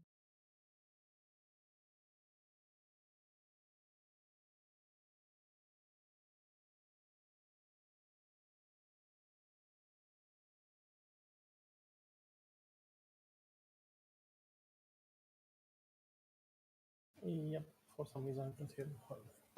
Oh, shit, okay. That's weird. Yeah, someone ask him which spell. Yeah, okay. Now back. Oh, perfect. Oh, okay, you can hear us. Yes, sorry, I said Dissonant Whisper. What? Alright. What does Dissonant Whisper do? Makes the DM cry.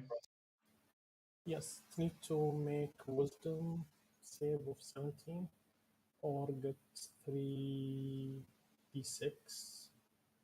psionic damage. Alright, Wisdom.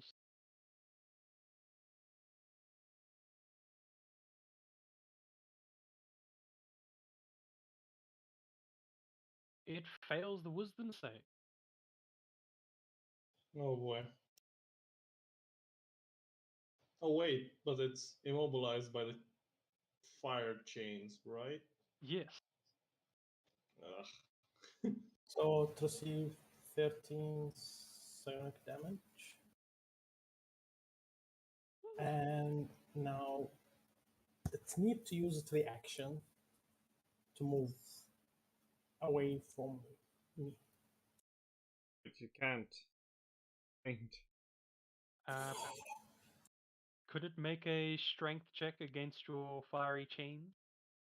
Only at the end of its turn. Alright then. So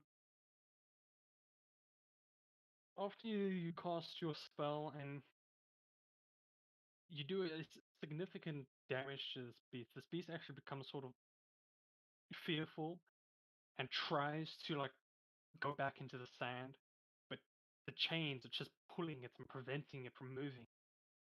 The fire just kind of starts singeing its skin.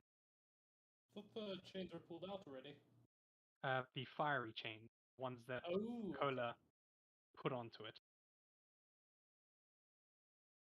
Be aware that the metal ring, is still attached to this worm. It's just the chains that came. Gotcha. Alright. With that, we move to the top of the round again. Yuna. She's gonna ready another arrow and then kind of using her brother's shoulder as a way to steady herself. She's gonna fire another shot at this thing. Alright. Go ahead. 19 certainly hits. Guys are absolutely destroying me. Goddamn. Alright. You go ahead, you pull back your bow, and you rest it on your brother's shoulder for more stability. And given that the worm is literally a sitting target, it's like shooting a fish in the barrel. You loose the arrow, and it hits dead on the center of this worm. As the arrow embeds itself quite a bit bit more than it did with the last one. And this time the worm actually like reacts to the arrow as it's feeling the pain. Is there anything else you would like to do? Nope. I'm good. Cool. Yanni, it is your turn. Yep, I will send Alex once more. Go, Alex, go! Oof. Finally, It's a whiff. a 11 does not hit. Finally. Yeah. But I'll use my bonus action to instruct my steel defender to punch it. And it missed. Ah, Damn it! Alright. Those are some bad rolls. Yeah. So you go ahead, you throw Alex, but given that Yuna literally just used you as a sort of like stabilizer, you yourself aren't really stable as you were focusing on keeping her stable. So when you threw Alex, you were kind of off center, and he misses. He just like looks at you as he's flying away. He's like, "Come on, man, why?" He rushes back. Your steel Stu- defender. Yes. It's too bright. You can see. Sun is in your eyes. It's always the sun, always. For sure. Yeah. Your steel defender goes up. It readies a fist and it smashes it into the worm.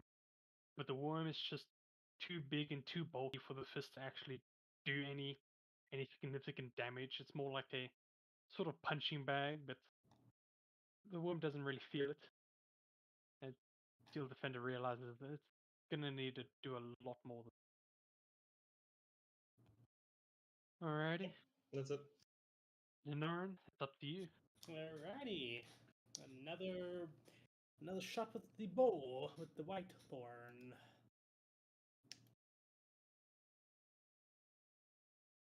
Uh, 22, I'm assuming that hits. Of course that. Extra d4 from the favored foe that's already on him. So another 2 points of piercing damage, and as the arrow's flying, Scar is going to infuse it with lightning again. Do another d6 points of damage, lightning damage. That's a 6. Ha! So that's going to be 17 points of damage total. Oh.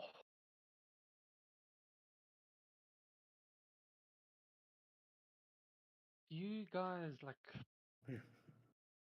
it's not even been 2 proper rounds, and you guys already have 417 against this thing. I mean, come on. Alright. Bonus action, I'm going to order Scarlet to attack again. It's going to go around and go into flanking position across from... sorry, what is your one doll name again? Victoria. Victoria. He's going to go across from Victoria. He's going to try go in and bite this damn worm. Now from behind. Mm-hmm. Alright. So Go ahead, roll with advantage. Okay, so that's going to be a 12 plus 5, so 17 to hit. 17. Hits. So, yeah, 1d6 plus 2 points of damage. Another 8 points of damage. Damn. Okay. Okay. Alright. So you go ahead. It's to you. This isn't even worth it. It's like ugh, there's no sport in killing this thing now. It's too easy. You go ahead, pull back, loose. Scarlet does her thing by lighting this arrow, the electricity, and this worm is suffering. Ugh. It's getting hit from left, right, and center. Electrocuted, burnt, slashed, punched. It's from where it was. It is suffering. Hmm. You know, I kind of feel bad about this. We should really finish this off already. Yana, at this stage, this is just like animal abuse. At this stage, but we will make do. Is that the end of your turn? Indeed. All right. All right. Sorry, DM. The worm, is it immune to charm? It is not immune to charm, but it is resistant to magic. Ah, okay. Actually, hold on. Let me check. Is it? Yeah, no. It's not immune to charm. All Ah, right. good All right. to know. I need to think. Yeah. Yeah.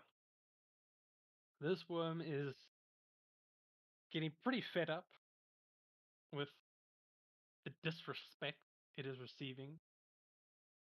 And instead of trying to escape the fiery chains, it is going to use its attack, or multi attack, against Cola and T. Sorry, Kola, does it get damage now or Yes, yes. later? What? How much damage does it? Was that at? Is it at the end of its turn? Start of it. All right. How much damage does it take at the start of its turn? 7. 7 points of fire damage. Yes. Yes. Yeah, no, this worm is getting fed up and it's going to attack. One for T and one Cola. All right. Sorry, T is the kobold. Yes. Yes, he is. The attack for Koala will use cutting word. Sorry? When try to attack Koala, I will be Mhm. using Kato word on it. That means I will roll 1d6 and subtract from its attack. That's All my right. reaction. Go ahead, roll your d6. See if you're able to save Cola here. 1. 1. All right. Well, that takes it from a 22 to a 21. All right, and T. You know, it will hit T as well. Oh, Yeah. like 4 damage. With me. Reaction 2 used incessant. All right. So retracting 4 damage from T. Yeah, basically just imagine it as Cola just taking a weapon and just smacking it out of the way, so it clears a little out of the way. Like when it attacks T, doesn't get as good as grip on would have. All right. That's pretty good. All right. So as the worm, it you notice it kind of like rise up a little bit, but it's sort of stopped by the chains. But doesn't really affect it that much, as it just kind of lunges forward at you, Cola, and its jaws are able to actually grab onto you and kind of crush you a little bit as you suffer 16 points of piercing damage. And for T, it releases you and quickly goes for T, but you're able to react quickly and hits the worm on its side. It does distract the worm, but not by much. With your efforts, T only suffers 8 points of damage. So, well done. You protected T there. And let me see. Yeah, with that, we will move on to you, Cola.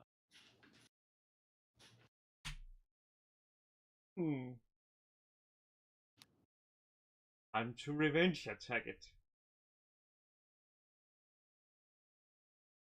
25 hits. Yep.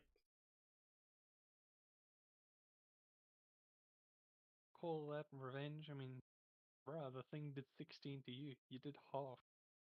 Or is this the plotting for more damage later on? Just planning later on. Because play the short game along. Of course. Yeah. And seeing this, just looks at this like this and then just flexes a bit. This The flex. It's the flex. That's inspirational. Well, go ahead, see how much you heal. Nice. Mm, yeah, 12. damn! I just looks Damn. mine like just looks at Oh no, that is. it. Yeah, no. Cola, you go ahead, swing. You do a pretty decent cut into the worm, and you just gaze down at your wound. Oh, nothing but a flesh wound. Just you literally flex your injury away. Oh, nothing can keep you down. Damn. Yeah. All right. Well, is that the end of your turn? That is the end of the turn. Okay. Well, it's his turn now. Feeling he doesn't want to be outdone by this owl, but he is also going to swing his battle axe and see how much he can do to the worm. Ooh, that's pretty nice. All right, he hits, and let's. Ooh, that's nice. That is very nice. T was able to hit with a 22, and not wanting to be outdone by this owl, he goes ahead, swings his axe down, and just kind of rips down the worm's hide and does the max damage of 18. And just as a sort of showboating, he'll also kind of just flex, but he won't do anything. He's just flexing and showing coders like, "Huh, you're not the only motherfucker here who can flex."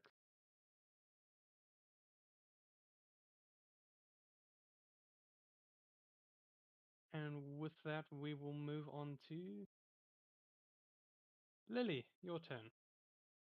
Seeing our Cobalt front flexing, emitting, trying to copycat Koala, I will cast Healing Word level 1 on him, just so he can receive some healing like Koala did.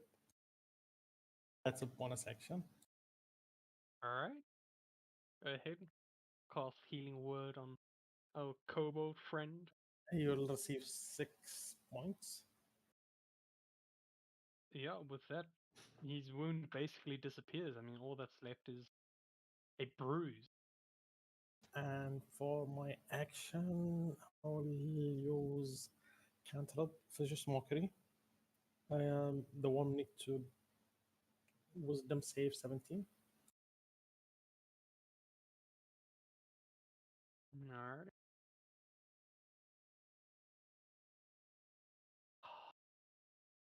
This worm just fails the wisdom saving. Okay, it's It- receive it- 4 psionic damage and it has disadvantage on its next attack. Perfect. Perfect. I don't think it'll get a chance for an attack at this rate. It should give up already and just die. It. Oh, And with that, I end my turn. yeah. And with that, we move to the top of the round again. Yuna, you see that you guys are actually doing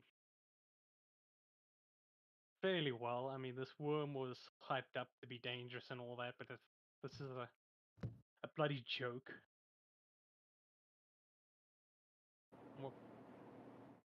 What would you like to do? She's gonna step a little further away so she doesn't mess up her brother. And get that shot lined up. Fire another arrow, screaming, turn this thing into a pincushion. Alright. 22 hits. Go ahead and roll damage.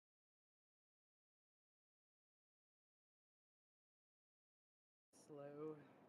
No worries. 16 points of damage. Oh, yeah. So, being considerate, you step away from your brother, give him space to prepare his next attack. While you yourself repeat the similar action that you've done plenty of times before and loose the arrow. And slowly but surely, this worm is being turned into a pincushion as the arrow gets lodged into a sort of higher place. It's like where you would assume the neck of the worm starts. And it is, at this stage, it is not looking too good. Is there anything else you would like to do? That's it. Cool. Next up, we have Yanni.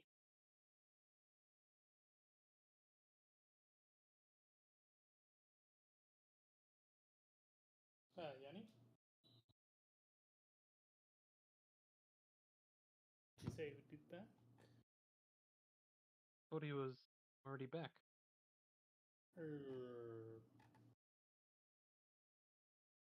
Yanni. Don't see him messaging that he'll be back.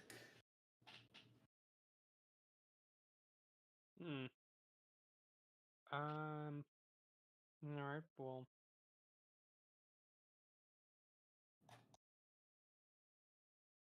Says he's visible. Let me just ping him real quick.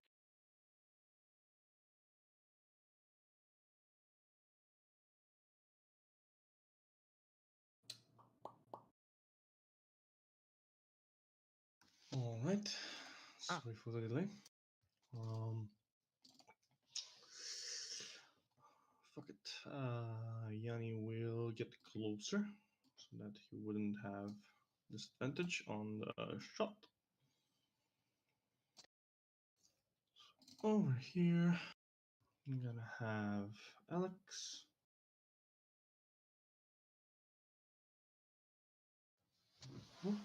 Ooh, nice. Ooh. 24 hits. For some pretty decent damage.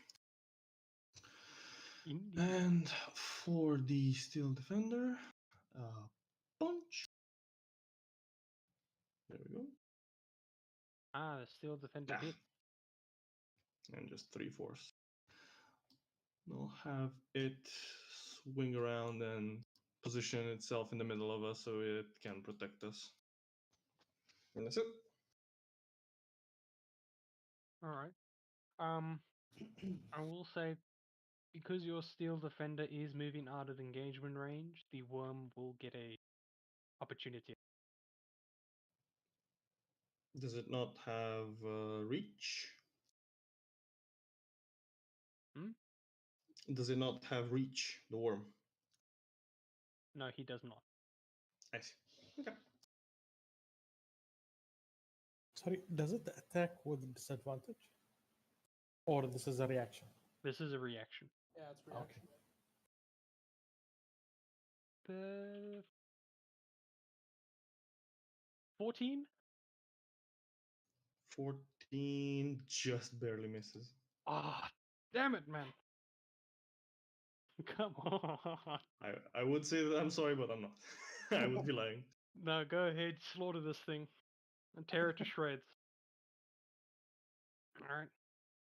So you go ahead, you get closer to this worm, and Alex is now rearing up as he gets the feeling that he's not gonna miss this time. You throw him and he lands smack on the top of the head of the worm and starts acting like a small Chucky and just stabbing the worm. Eventually runs down its spine and back to you. Still defender, learning from its previous attack, goes for a much stronger punch, and this time you actually see the punch kind of like move the worm to the side. That there was a substantial amount of force behind it. And yeah, as your steel defender walks around to kind of protect you all, the worm goes for a punch, but the defender is just too fast for the worm. The worm barely missed. Inch away. Alright. Is that the end of your turn? Yes, sir. Perfect. Yanni. Ninoran. Bloody hell. Confusing us. Well, they sound sort of similar. Sort of. Anyway, Ryan's gonna let loose another arrow. He's gonna hop down. Yeah, gonna hop down to over here. Just wanna make sure. Yeah, 30 feet. Gonna hop down here and take another shot with his bow. Go ahead, roll. Please miss. It's a miss, I think. 13. Yes! Finally! It's a miss. I think Wait, this is I the shouldn't be first time cheering. Ryan's actually missed. I shouldn't be cheering. Why am I cheering?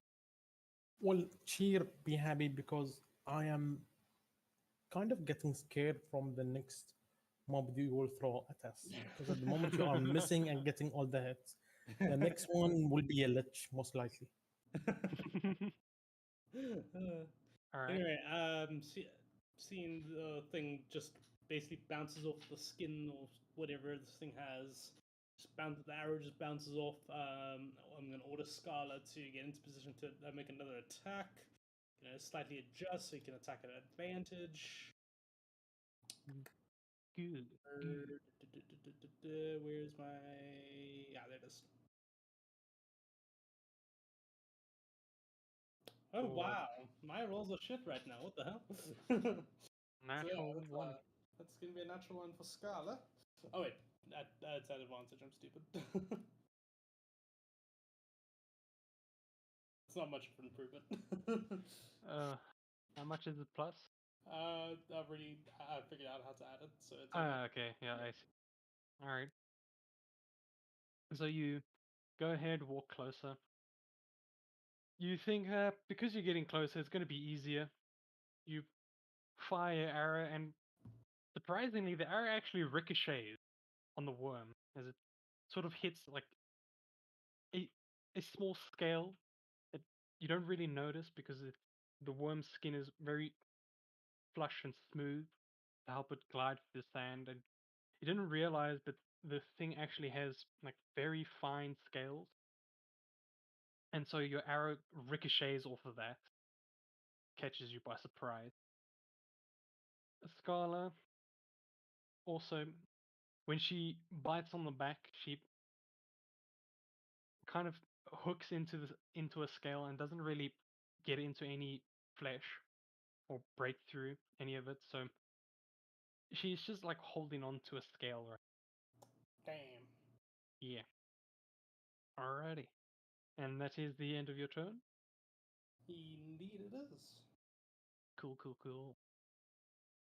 It is the worm's turn. Ha ha ha. Ha ha ha, with disadvantage. Oh yeah. Oh yeah, and it still has the chain, so it takes beginning fire damage, right? Yep. Alright. How much fire damage? Still 7. 9. 9. Damn. Alright. Okay. This worm will use its action to try and break free from your fiery chain.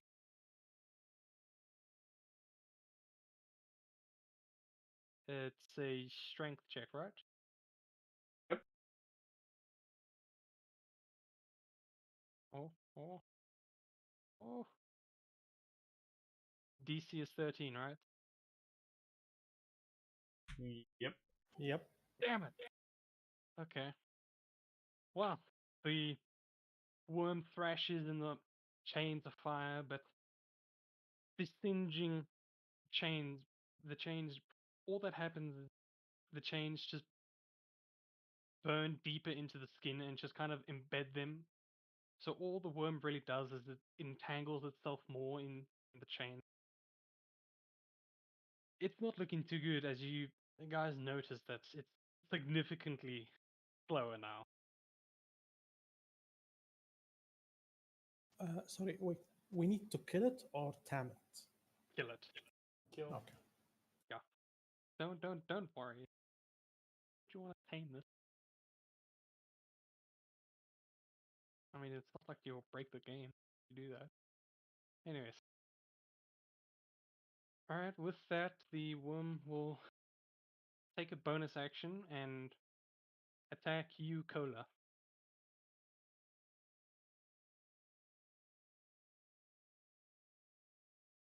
And it has disadvantage.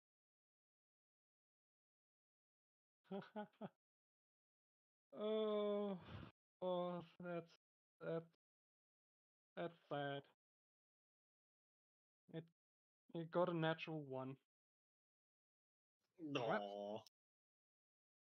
This Such is the fate of all creatures that try to attack the great cola. indeed. The worm, you see it rise up again as if it's gaining strength for another attack. But as soon as it tries to like move in to actually dive down and bite you, the chains just hold it back all, and unfortunately the worm just kind of loses the strength to actually make an attack to try and bite you, as pain just circles through its entire body. And this thing is it yeah, no, there's no words to describe how much of pain this thing is. All right, well, next up, Cola. Show this thing how it's done. Cola takes his sword, backs down on it. Get 22 down, of course it's- worm! Down! You take your great sword, no, short sword, and you swing down. You hit it pretty much square on the head as it was kind of like slouching down, and you do a pretty decent cut on its head. And the worm kind of obeys you as it actually lowers itself after your hit, and it is looking bad. It's considering how this thing started. It doesn't have long, man. It doesn't have long at all. Is there anything else you would like to do? Good worm. Now, Steve. Are you mainly? Sweet mirror. Like,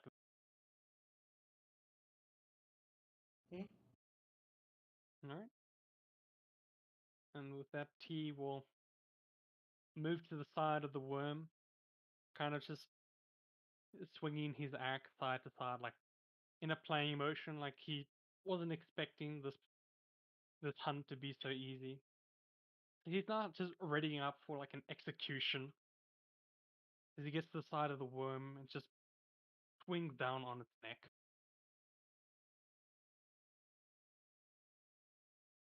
And of course he hits. Barely misses him.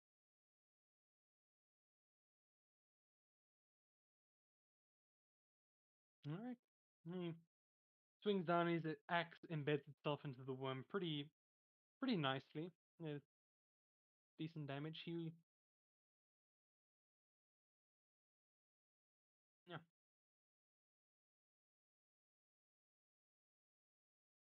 Yeah, he's going to Do it.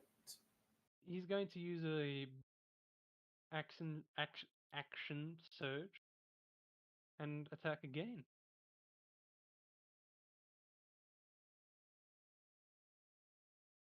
And with that, he gets a crit. What do you know? Oh, lol. Damage, sweet.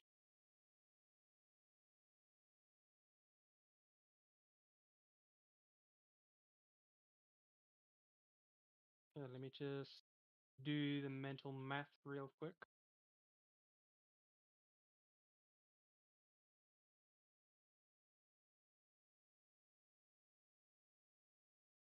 Alrighty. Just decent damage. So as T sets himself up for an execution, he swings down his axe. It embeds itself pretty nicely into the worm, but it's not to his liking.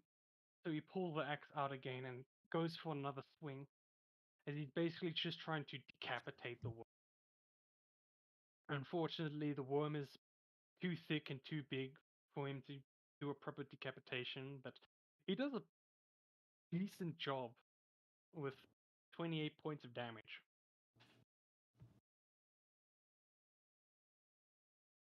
Wow, he's hitting harder more than the Great Koala.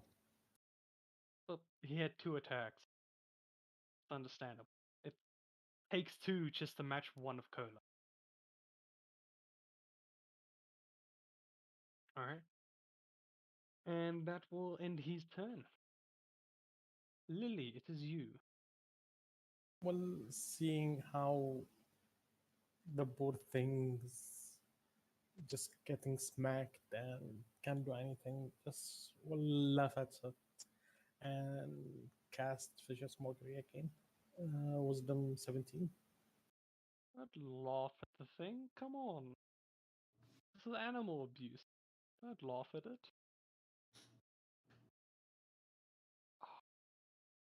Yep, it fails the save.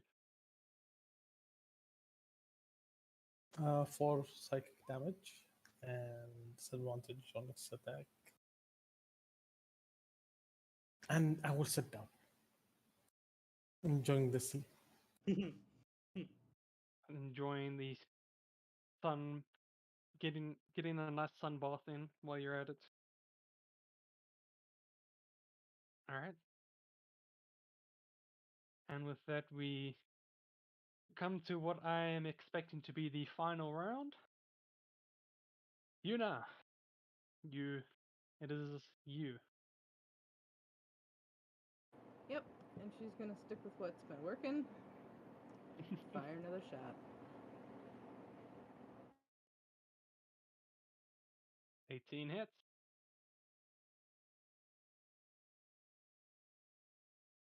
Nine points of damage. 9. I mean, shooting your bow, turning this thing into a pincushion, has been working so far, so why stop?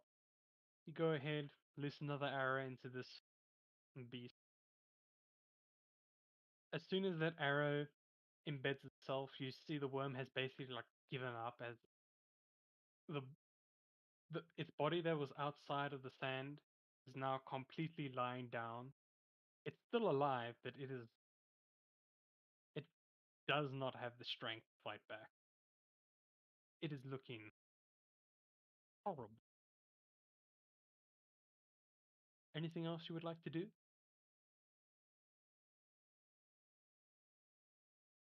She's gonna move up,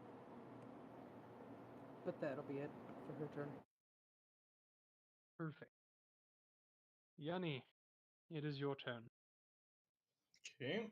Yanni will move in to flank with T, taking advantage of the massive hit that the kobold did to this thing, and stab at its side. Go ahead, roll attack. There we go. Is that a natural 20? Yes. So that will be another 1d8. Might Drake please its reaction to add an extra d6, and because it's a credit, it's 2d6. You're welcome. I've been waiting for someone to roll a crit. So 19 total. Plus the You get to roll extra 2d6 because of my Drake infusing your attack. Yeah, and I rolled the additional roll was a 1d8 and a 1 and 2d6. Oh, you already rolled. yes. Yeah. 19 points of damage. How would you like to do this? Hey. Oh shit. Fuck. You wanna fuck the worm? No. You wanna drain the worm? My God. I kind of want That's like escalate. he's like throwing out Alex, and Alex like wraps its own strings around the worm's neck, and Yanni actually jumps on the worm as it's beginning to struggle around, and he yanks onto the strings as they cut into the neck of the worm, and using the earlier cut that Tay did on the side of its neck, he's going to use the steeled strings to finish the decapitation on it. Damn, okay.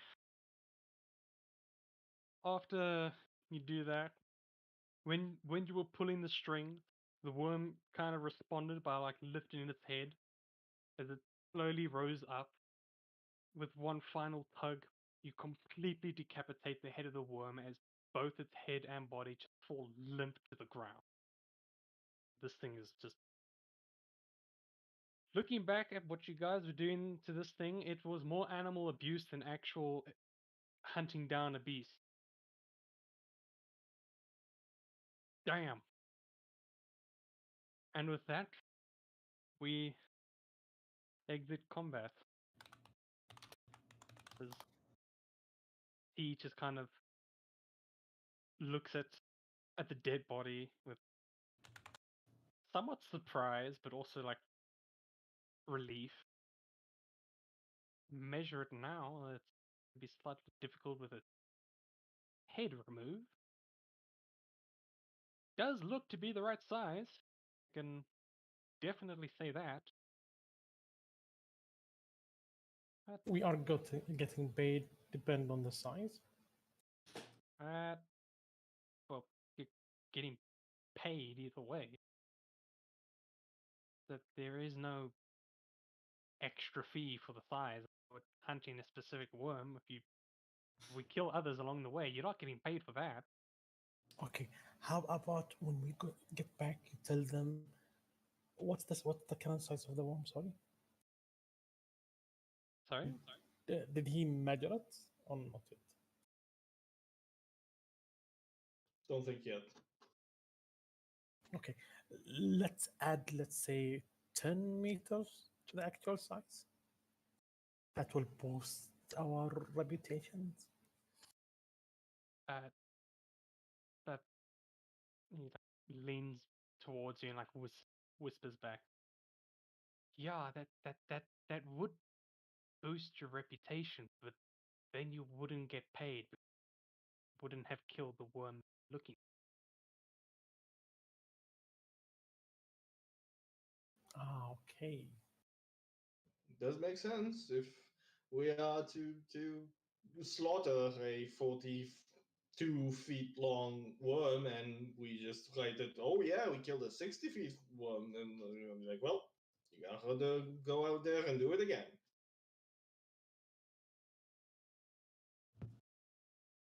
Yeah, I mean, the whole reason you guys came on this thing was to get paid, right?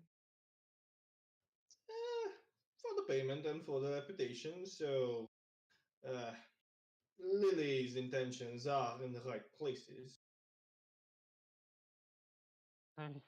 You guys don't need to worry about reputation. I Oh, can we pretty need. no, I can pretty much tell you that it's not common for sandworms to be this easy to kill. I have to be honest. Just already you guys have solidified a decent reputation by making these things look easy. Well, not everyone has the Sunbringer cola on their sides. That cola will just lift up the, what's it called, the decanter of endless water.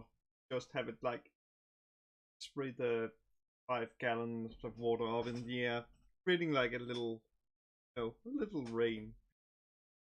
Cool us down. Remember, be hydrated. It's like the perfect skit for an ad. Just like slaughter a giant worm and then just make rain falling. And just, remember, kids, stay hydrated. Just show the bottle of. Hey. Well, if you guys would give me a minute or two while I measure this thing, if it's Sure.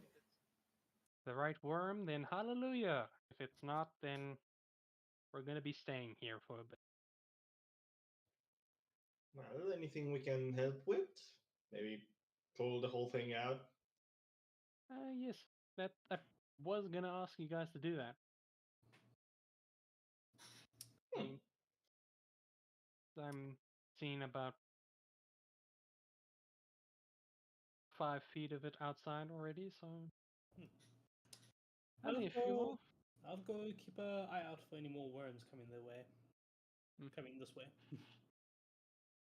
For those of you who did keep notes, remind me how long the said worm was. How long is the worm that you were supposed to hunt? No fucking clue. No idea. We were told to hunt a worm that was killing people. That's all about it. I do remember giving you guys the sign. But we have a stream for that, and you know what, I will 200 miles, please. 200 miles, are you mad? Is it all worms kill people? Anyway, Well, wild worms, yeah. They are the apex predators in this desert. They'll kill pretty much anything. Tamed worms, no. Those don't kill. wait, bat an apex predator? Sorry, what? That's an apex predator? Well, not now. I mean, clearly Yeah, you guys are. Yeah, that thing.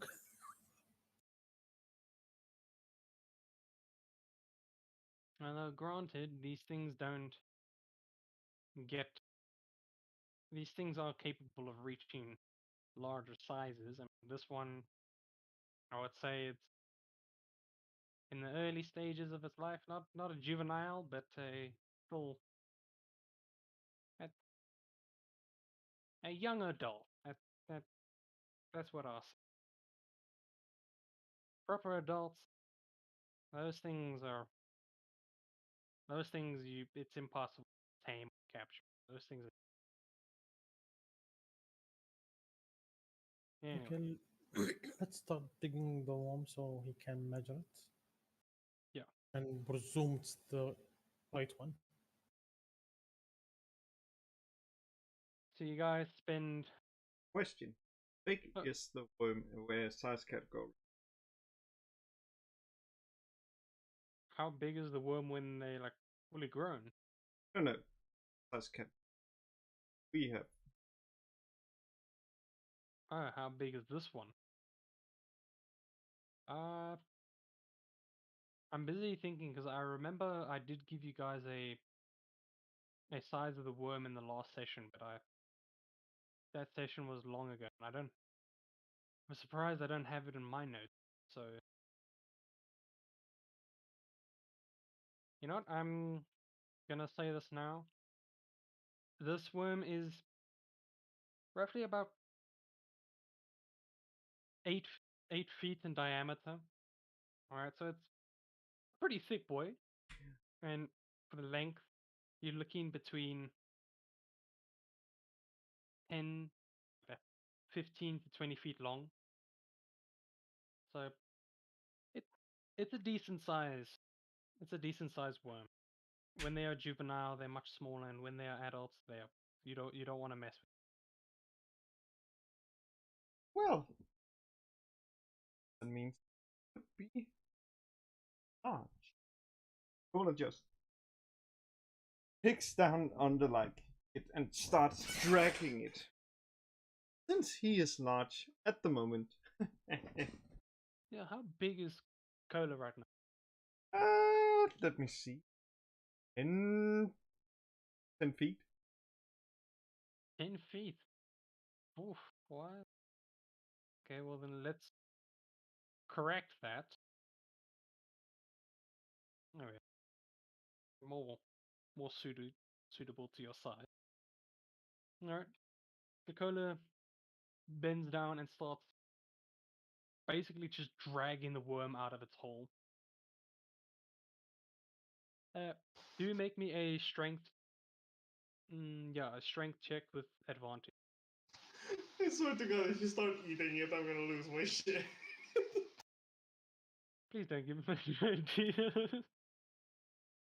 Okay, yeah. With a 20, you make it look like easy work. I mean, majority of the worm is still in the ground, but you're massive. I mean, what is a dead worm gonna do? Nothing. So you pull it out pretty easily, and as you're pulling it out, he is just staying on the sideline, just gauging the length of the worm, and he's quite happy when the tail finally comes out because the size of it matches the size that they're looking for. So he is convinced that not convinced, but he is happy with the result of the length. There is still a few more checks he needs to do.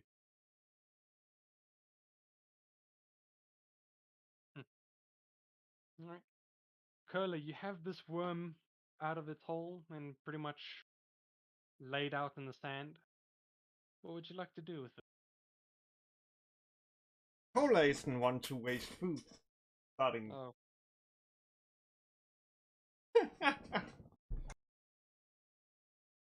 Hell yeah, bro. okay. You start eating the headless worm. I don't know if you start with the head or not, but you start eating the worm, and he, sensing that he can't really convince you not to, he just hastily rushes up to where the stomach of the worm would be and slices it open, and hastily digging through the guts that pours out of it, trying to find the actual stomach of the worm. And when he does, he cuts that open, and remnants of cloth are seen in the open stomach. And he's now very happy because all of you can recognize the cloth because it is of a similar design to what T is wearing. So T is happy that this is the right worm. The worm ate the sand rider that was trying to tame it. Congratulations, you got the right worm. Hey, lucky. Now, Cola, I am struggling with the physics of a 10-feet owl eating a, I'll say 18-feet worm. So, are you eating the entire thing?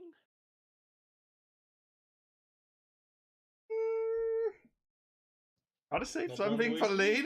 later. Gotta save something for later. Come on, man. Gotta save something for later.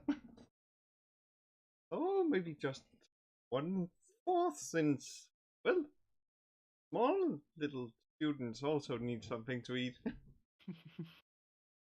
And I guess we also Even need if something to prove that, like, we killed the worm.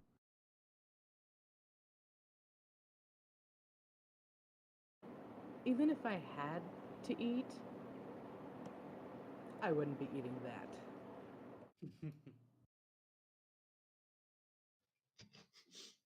Yanni was kind of looking excited at the prospect, but after his sister's words, he just like kind of deflated a little bit. Yeah, I guess not. Come on, what happened to beggars can't be choosers? T just kind of like interjects this. Like, if I were bigger and I was given a worm, I wouldn't eat it. I have had that meat before. It's not nice, but a bit tough. Really tough. Yeah, I wouldn't recommend eating it, but I mean, it is edible. Well, he's just staring at Curly eating. Well, I'll call us tougher. But anyways, let's not dilly-dally around too much. I believe that a thrashing of the worm could only serve to attract even more. So, Owls tend to eat worms, and seeing this giant worms like Cola for the first time, seeing a candy shop, and he's a kid, 5 years old.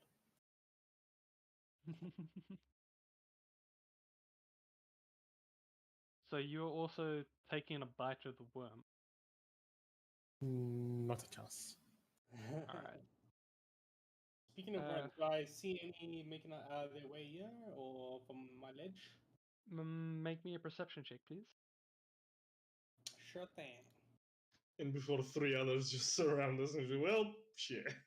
Haha! Oh shit. You guys went too easy. Well, I went too easy on you. Here's the death. Okay. And then you can just eat the other one. Hmm. See? Problem solved. All right. With a 19, it's pretty clear that you see Cola chowing down on this worm. Slightly impressive, but also disgusting at the same time. Just the fact that he's able to fit the sheer volume of the worm into that. But you steel your nerves, you focus on the horizon, and you concentrate fairly hard. You do see the familiar beast mirages, but you now know what they are, so you pay no attention to them, and you focus purely on seeing if there's any moving mounds. And as of right now, you can't see any.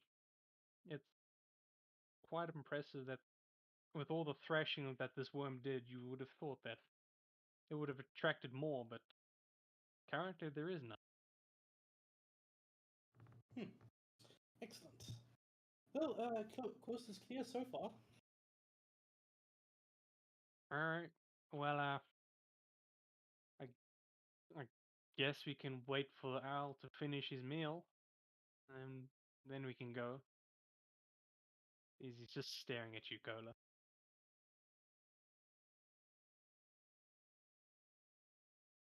Just being nice and dropping a piece to him.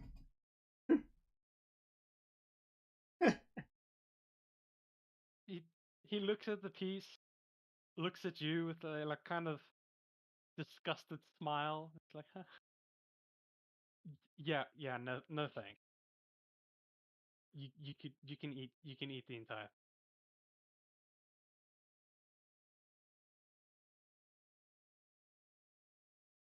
Is there anything else you guys would like to do before setting off? Not for Yanni. Nope, not Yuna's right. good to go. The same. Alright. After Cola finishes his massive meal, he's not going to be hungry for a while, maybe a few days. You all get back into the cart as he every now and then would steal glances at Cola, as Cola is a bit inflated now. I mean, he wasn't going to eat the worm without any side effects, so he's now a round big owl. And the cart feels pretty slow as the beetle is trying to drag the heavy Cola now. But you guys begin your journey back towards the city of Dinaran. I really need to learn these names better. You guys head back to the city, and I'll say that's where we'll end tonight's session. Good hunting. Yeah, no, I'm really questioning the physics of you chowing down a worm, especially one that is bigger than